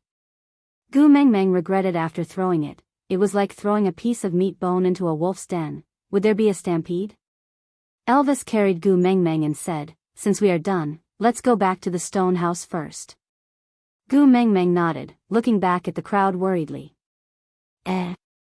Where are they? Finished fighting? So efficient, passing by Cole. Cole did not stop Gu Mengmeng from leaving, but instead followed behind Elvis, walking shoulder to shoulder with Leah. Leader Cole, why are you following us? Your place is in the opposite direction. Gu Mengmeng said. Cole was still smiling, asking, "Mighty messenger, if I find the most beast deity's blessings, can I also join Saint Nazir?" Gu Mengmeng's lips twitched, saying, "Didn't I say it previously? Your Sauter is the tribe of the previous messenger of the beast deity. It is against the rules for me to snatch their territory the moment I arrive. You better guard Sauter well." Cole seemed a little down as he asked, "Could it be that Sauter has already been abandoned by the beast deity, so it can't receive the messenger's favor?" Gu Mengmeng laughed awkwardly and said, "A new ruler brings his own courtiers. This has been the case since ancient times. Everyone feels more at ease with their own people. I hope you understand." Cole's eyes were somewhat similar to Lee's, but they were not Lee's classical phoenix eyes. Instead, they were slightly bigger and shorter, looking less amorous and more radiant. And at that moment, those radiant eyes were like transparent glass refracting the sunlight, shining directly on Gu Mengmeng's face. He asked, "Can't I also become one of the great messenger's people?" Gu Mengmeng laughed dryly and said, "Of course not. I'm not interested in other people's husbands. It's immoral to destroy other people's families. I won't do such a thing." "The great messenger knows that I have mated?" Cole asked. Gu Mengmeng said, "My hubby is a 4th level orc. You were completely fine the last time he released his pressure. This proves that you've broken through the boundary of level 3, right? Aside from the topic, it's time to say our goodbyes once a day again. Today's 9 o'clock has ended, baby. See you tomorrow."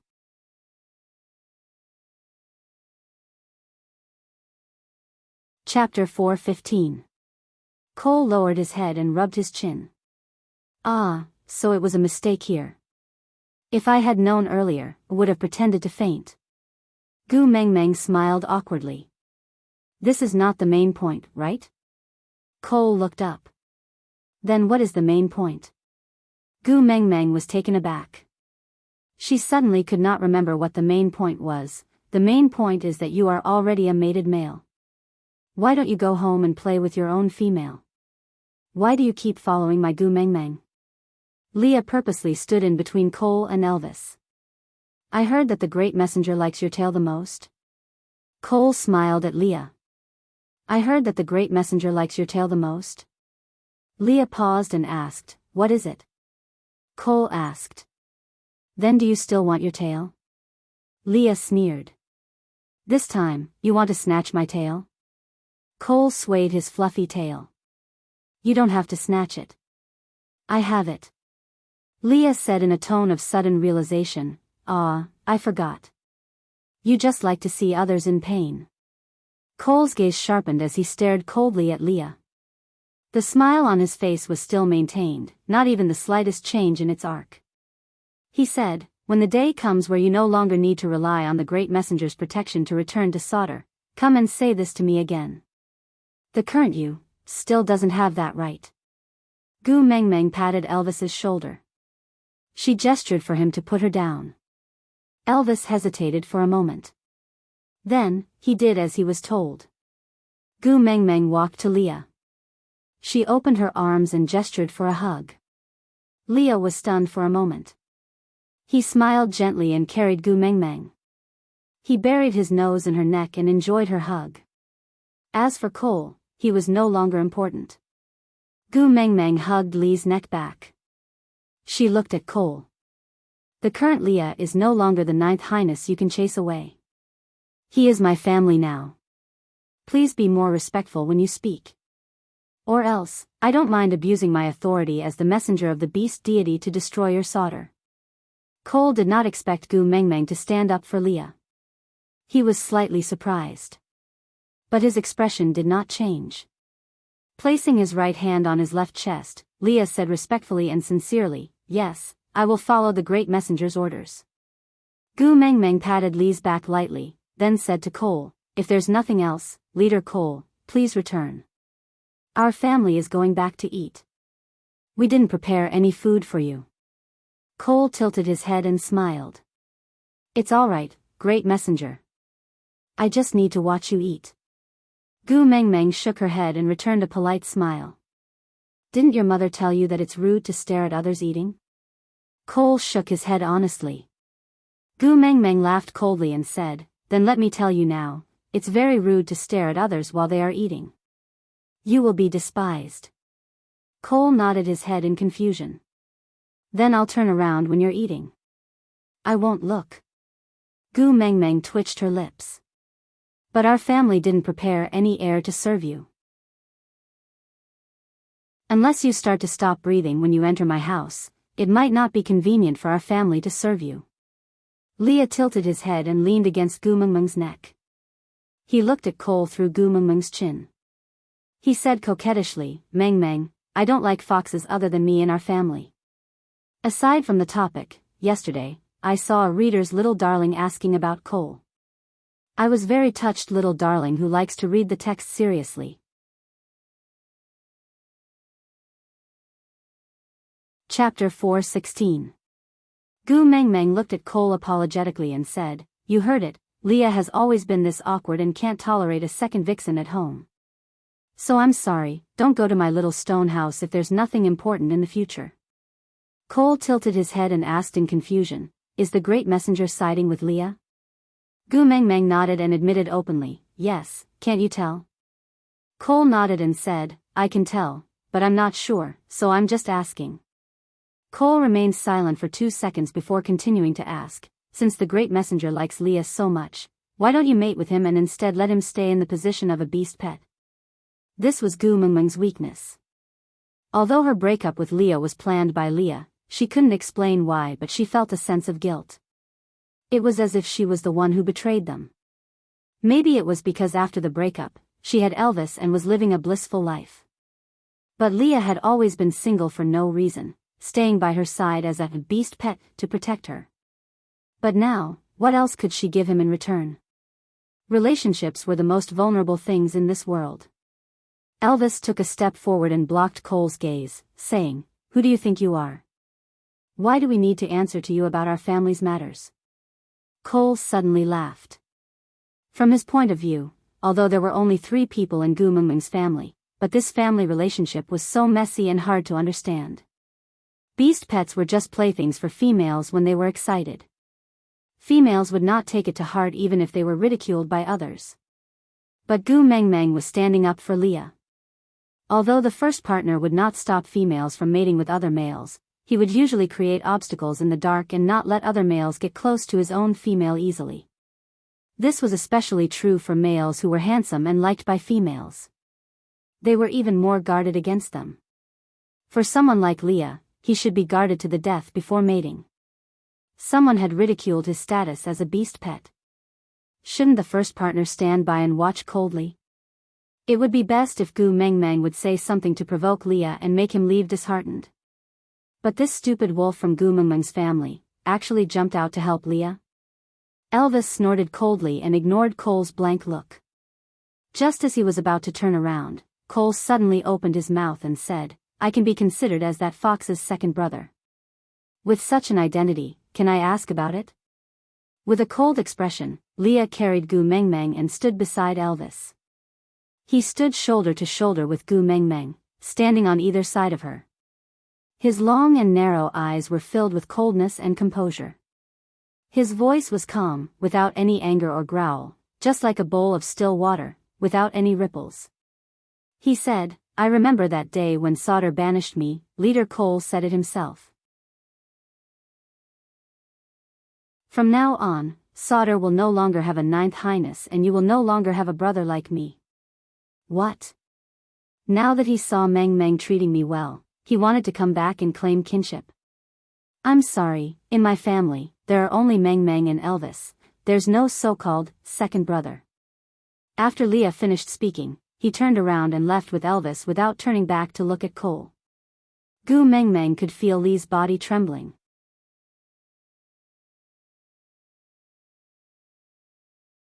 Chapter 4:17. Was he always like this? Pretending to be nonchalant and able to face everything with a smile, but in actual fact, Sauter was still a scar on his heart, right?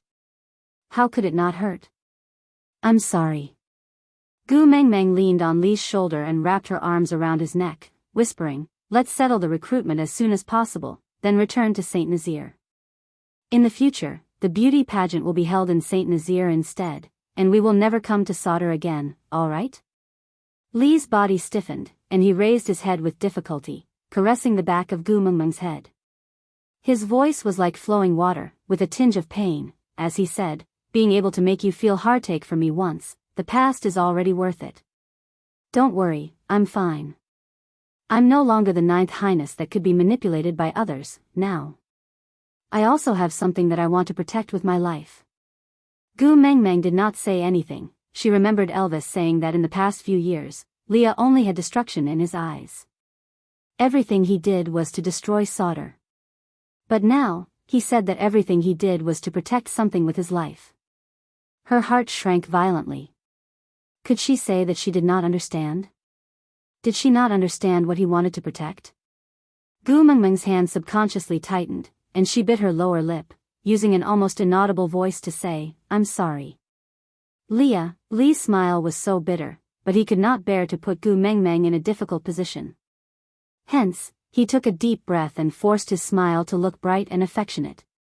He said in an extremely ambiguous tone, "You know, compared to an apology, I prefer to hear a confession. If you really love me, why don't you call me Daddy Leah?" Gu Mengmeng did not say anything, just quietly hugging Leah, snuggling in his arms along the way, quietly, not struggling or making a noise. Leah knew that Gu Mengmeng was comforting him. He also knew that once they returned to that stone house, Gu Mengmeng would return to Elvis's arms, and would not let him hug her like this again. His footsteps slowed down unknowingly. He hoped that there was no end to this road. But in the end, they still returned to that small stone house. There were two people standing outside the house. Gu Mengmeng was taken aback for a moment, recalling that one of them was the first partner of that half-beast snake, Ellie. What was his name again? Gu Mengmeng had forgotten. Waving her hands, Gu Mengmeng smiled and said, "Hi, official Su Xian. How come you have time to come here today? Don't you need to serve your Baisuzhen?" Ellie's first partner pointed at his own nose and said, "Lord Su Xian?" Gu Mengmeng nodded sincerely and said, "Yeah, let me tell you, there are 3 people I admire the most in my life. Dong Yong dared to sleep with immortals, Ning Kaichen dared to sleep with ghosts, and Su Xian dared to sleep with snakes. I really didn't expect that I would actually meet a living one. TSK, TSK, TSK. This is definitely something that I'll see in my lifetime. Leah knew that Gu Mengmeng's nonsense was a signal, indicating that he should let go. Placing Gu Mengmeng on the ground, Lee's gaze was filled with unconcealable gentleness. He watched as the last strand of her hair slipped away from his fingertips, as her joyful back view leaped up and walked to Darch, patting his shoulder and smiling in a rather wretched manner. Leah could not help but smile too. Even though his arms were empty, Leah already felt very satisfied looking at her like this.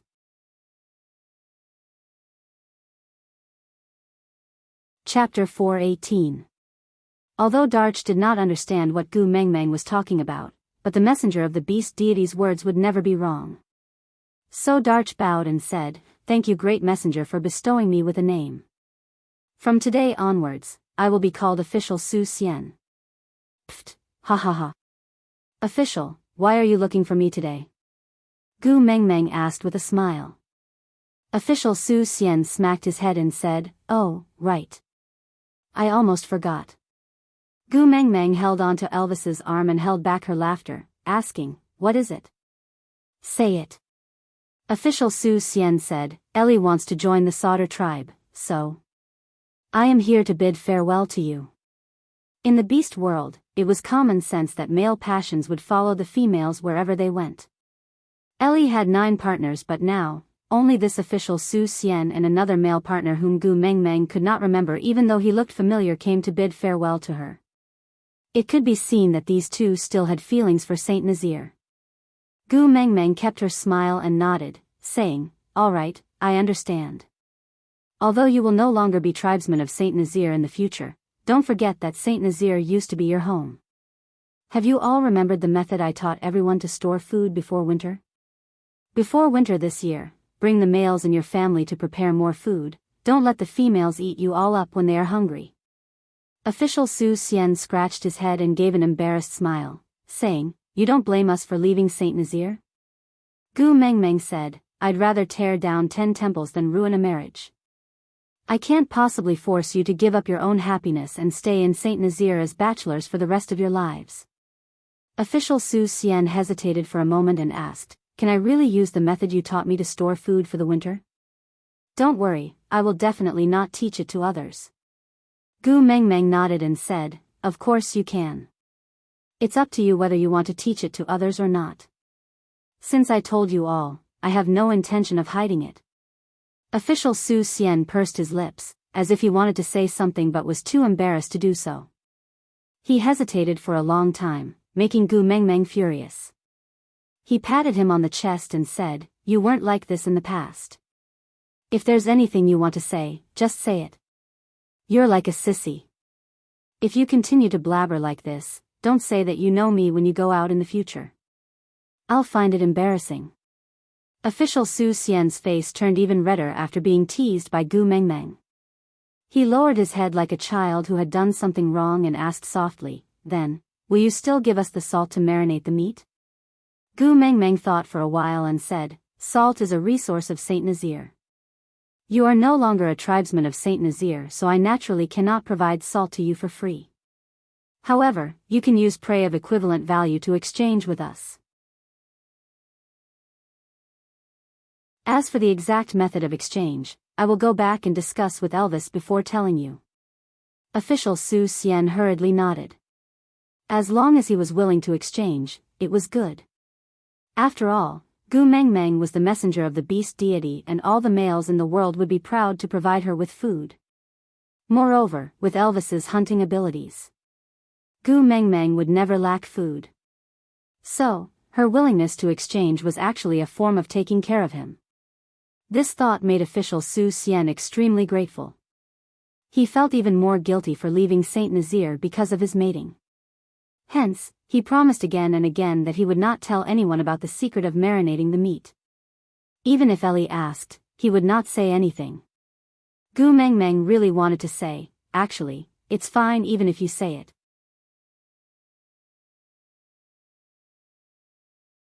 Chapter 419. After official Su Xian left, Gu Mengmeng and the other two returned to their temporary house. The three of them had a tacit understanding not to mention what Cole had said to him, and also did not ask Leah about the past where he was hurt again and again. Instead, they were discussing another matter regarding Cole. Gu Mengmeng said, if Ellie was sent by Sauter to stay by my side, then her motive shouldn't be just to trick 9 males from Saint Nazaire to mate with, right? Although she's a half-orc, but with her looks and tricks, there should be quite a number of males who are willing to mate with her. Leah said, I also find it very strange, not only about Ellie wanting to join Sauter, but also the offering ceremony just now. Cole actually did not try to separate Elvis and I from you, nor did he create any chance for himself to perform, and even said some things that made you uncomfortable on the way back. This is really not his style. Elvis remained silent, he did not say a word and just frowned. Gu Mengmeng looked at Elvis and asked, Hubby, what's wrong with you? Are you still upset because of Cole? Elvis looked into Gu Mengmeng's eyes and nodded. Gu Mengmeng laid on Elvis's thighs obediently and looked up at his blue eyes, asking, is it because he said he wants to be my beast pet? Don't worry, I won't rear a beast pet. Elvis raised his eyebrows and glanced at Leah from the corner of his eyes, asking with a smile, why not? Most beast pets are obedient and know how to please you, unlike me who always do things that make you angry. Gu Mengmeng giggled and said, obedient and adorable males, I have already given birth to 4 of them. Huda and the other 3 are the ones who know how to please me the best in this world. Upon hearing that, Elvis's face darkened, he frowned and asked, miss them?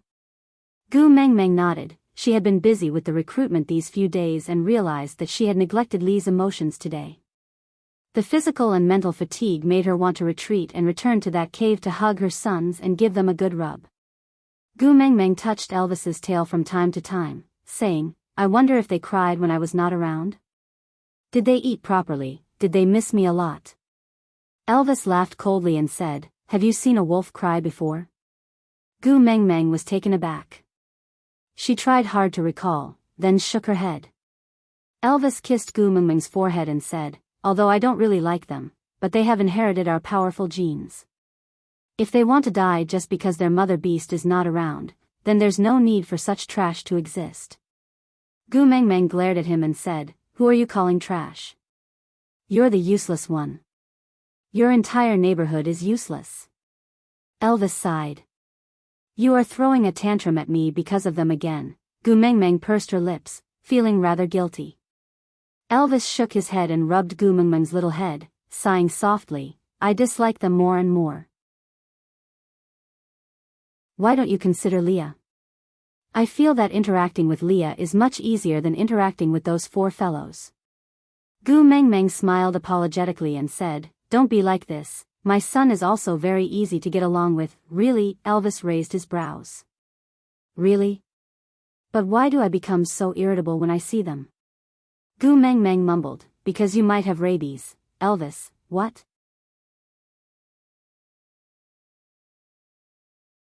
Chapter 420. Elvis pinched Gu Mengmeng's little nose and shook it. With a loving expression, he said, if you could give me more attention to them, I might not hate them so much. Gu Mengmeng wrapped her arms around Elvis's waist. Those sons are your own after all. Think about how much suffering I had to go through to give birth to them. Even if you cherish my hard work, you should include them a little. Elvis sighed. That's why I kept tolerating them. I didn't chase them away or bite them to death. Gu Mengmeng pulled a long face and chided him. If you continue to say such scary things, I will get angry. Elvis smiled bitterly. All right, I won't say it anymore. I won't say it again. Gu Mengmeng kissed Elvis's face. Hubby is so obedient. But this time, Gu Mengmeng did not dare to show that she missed her sons in front of Elvis. In order to hide her emotions, Gu Mengmeng could only bring the topic back to Cole. Hubby, you haven't told me why you hate Cole. Elvis remained silent for a moment. I can't say it. I just feel that he is very dangerous. Gu Mengmeng gave a naughty smile. You won't badmouth him just because you can't beat him, right? Elvis's face darkened as he said, yes, his abilities are above mine and his looks are 80% similar to Lee's. Your favorite big tail, his one looks much bigger than Lee's too. He combined all of Lee's and my strengths. How about it, are you interested in taking him in? Gu Mengmeng looked at Elvis's darkened face. She suddenly smiled. She held up Elvis's face and kissed him. Hubby, you look so cute when you're jealous. Elvis was a little dazed by Gu Mengmeng's kiss. But he felt sweetness in his heart. With a faint smile in his blue eyes, he held Gu Mengmeng's chin and brought it to his mouth. He kissed her deeply until her plump lips were slightly red and swollen from his kisses. Only then did he slowly let go of her. Using his thumb to caress her lips, he said, "You like to see me jealous?" Gu Mengmeng nodded. Her face was flushed red due to the lack of oxygen from the kiss, adding a touch of charm to her smile. You keep telling me to accept others as partners every day. I thought you didn't care about me anymore. But wasn't your jealousy a little too serious? Although it looked ferocious, I felt at ease. You finally care that there are other males around me. Moreover, you look so handsome when you're jealous. Elvis could not help but laugh out loud. He clearly remembered that whenever his face darkened in the past, even Leah would avoid him. He had heard many descriptions such as terrifying, cruel, bloodthirsty, brutal, and so on. But this was the first time someone had said that his darkened face was extremely handsome, with such a satisfied smile on his face. You're not afraid of me? Gu Mengmeng replied, why should I be afraid of you? I remember back then, you were very afraid of me, as if you always felt that I was going to eat you up. Gu Mengmeng shrugged her shoulders shyly and used her elbow to hit Elvis's chest. She pouted coquettishly, damn you, haven't I been eaten up by you long ago? Our son is already so big.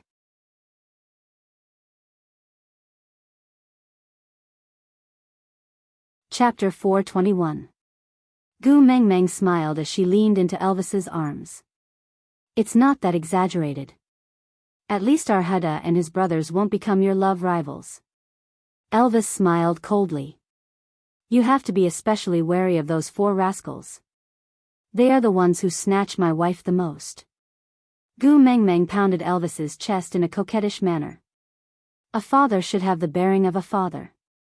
Don't always compete with your own sons, alright? Elvis sighed. He felt helpless at how Gu Mengmeng always defended those 4 little ones. But the more she defended them, the more he felt they were a hindrance. The 3 of them discussed Ellie and Cole for a while. Their conclusion was that it was better for Ellie to stay in Sauter. It would save them trouble. During dinner time, Oriton carried a giant beast that looked like a rhinoceros to the outside of the stone house. He stood at the door and hesitated for a moment before calling out. Gu Mengmeng, are you there? Elvis stood at the door and blocked all the light. He frowned when he saw the giant beast Oriton was carrying. He asked coldly, what's the matter? Oriton looked at Elvis with a poker face. I'm here to deliver food to Gu Mengmeng. Elvis replied, my female, I will prepare my own food. You don't have to worry. Oriton replied, although you are Gu Mengmeng's first partner, you shouldn't be able to stop other males from courting her. Elvis laughed coldly. Then, he slowly released his pressure. He gradually increased the pressure. Oriton's forehead was covered in sweat as he watched the beast. Then, his knees buckled from the pressure and he knelt on the ground on one knee. The giant beast fell to the side. Oriton used his fist to support his body. However, his head was still held up high. Moreover, there was no expression on his face. He looked at Elvis with a poker face. There was no fear and no intention to retreat. Gu Mengmeng peeked her little head out from Elvis's waist. She wrapped her arms around Elvis's waist and said in a coquettish voice, why did you scare him for no reason? You even made Leah uncomfortable in the house. Elvis then retracted his pressure. He rubbed Gu Mengmeng's little head lovingly. Can I send someone flying when he comes to court you? Gu Mengmeng glanced at the giant beast beside Oriton. She looked up at Elvis. You don't hit a smiling person. He came to visit us with a gift. Why are you beating him up? Isn't it just a free meal? Petty, as Gu Mengmeng said, she pinched Elvis's waist lightly before skipping to the front of the gigantic beast. She laid on the beast's face to look at its single horn. It looked a little like a rhinoceros, and a little like a hippopotamus, or a hippopotamus with rhinoceros horns. Anyway, it looked quite ugly, but that horn looked really good. Gu Mengmeng rubbed her hands together and looked at Oriton. You prepare your own ingredients and we will be in charge of processing them. Just treat it as sharing a meal and I won't accept your gift, alright? Oriton looked at Gu Mengmeng without any expression on his face. He opened his mouth slowly. His voice was flat. Can I stay for a meal too? Gu Mengmeng nodded. Of course. This prey is yours. Oriton shook his head. This prey is yours. You're tuning into the Journey of the Soul YouTube channel. Don't forget to subscribe and join us on this journey to catch the most captivating stories.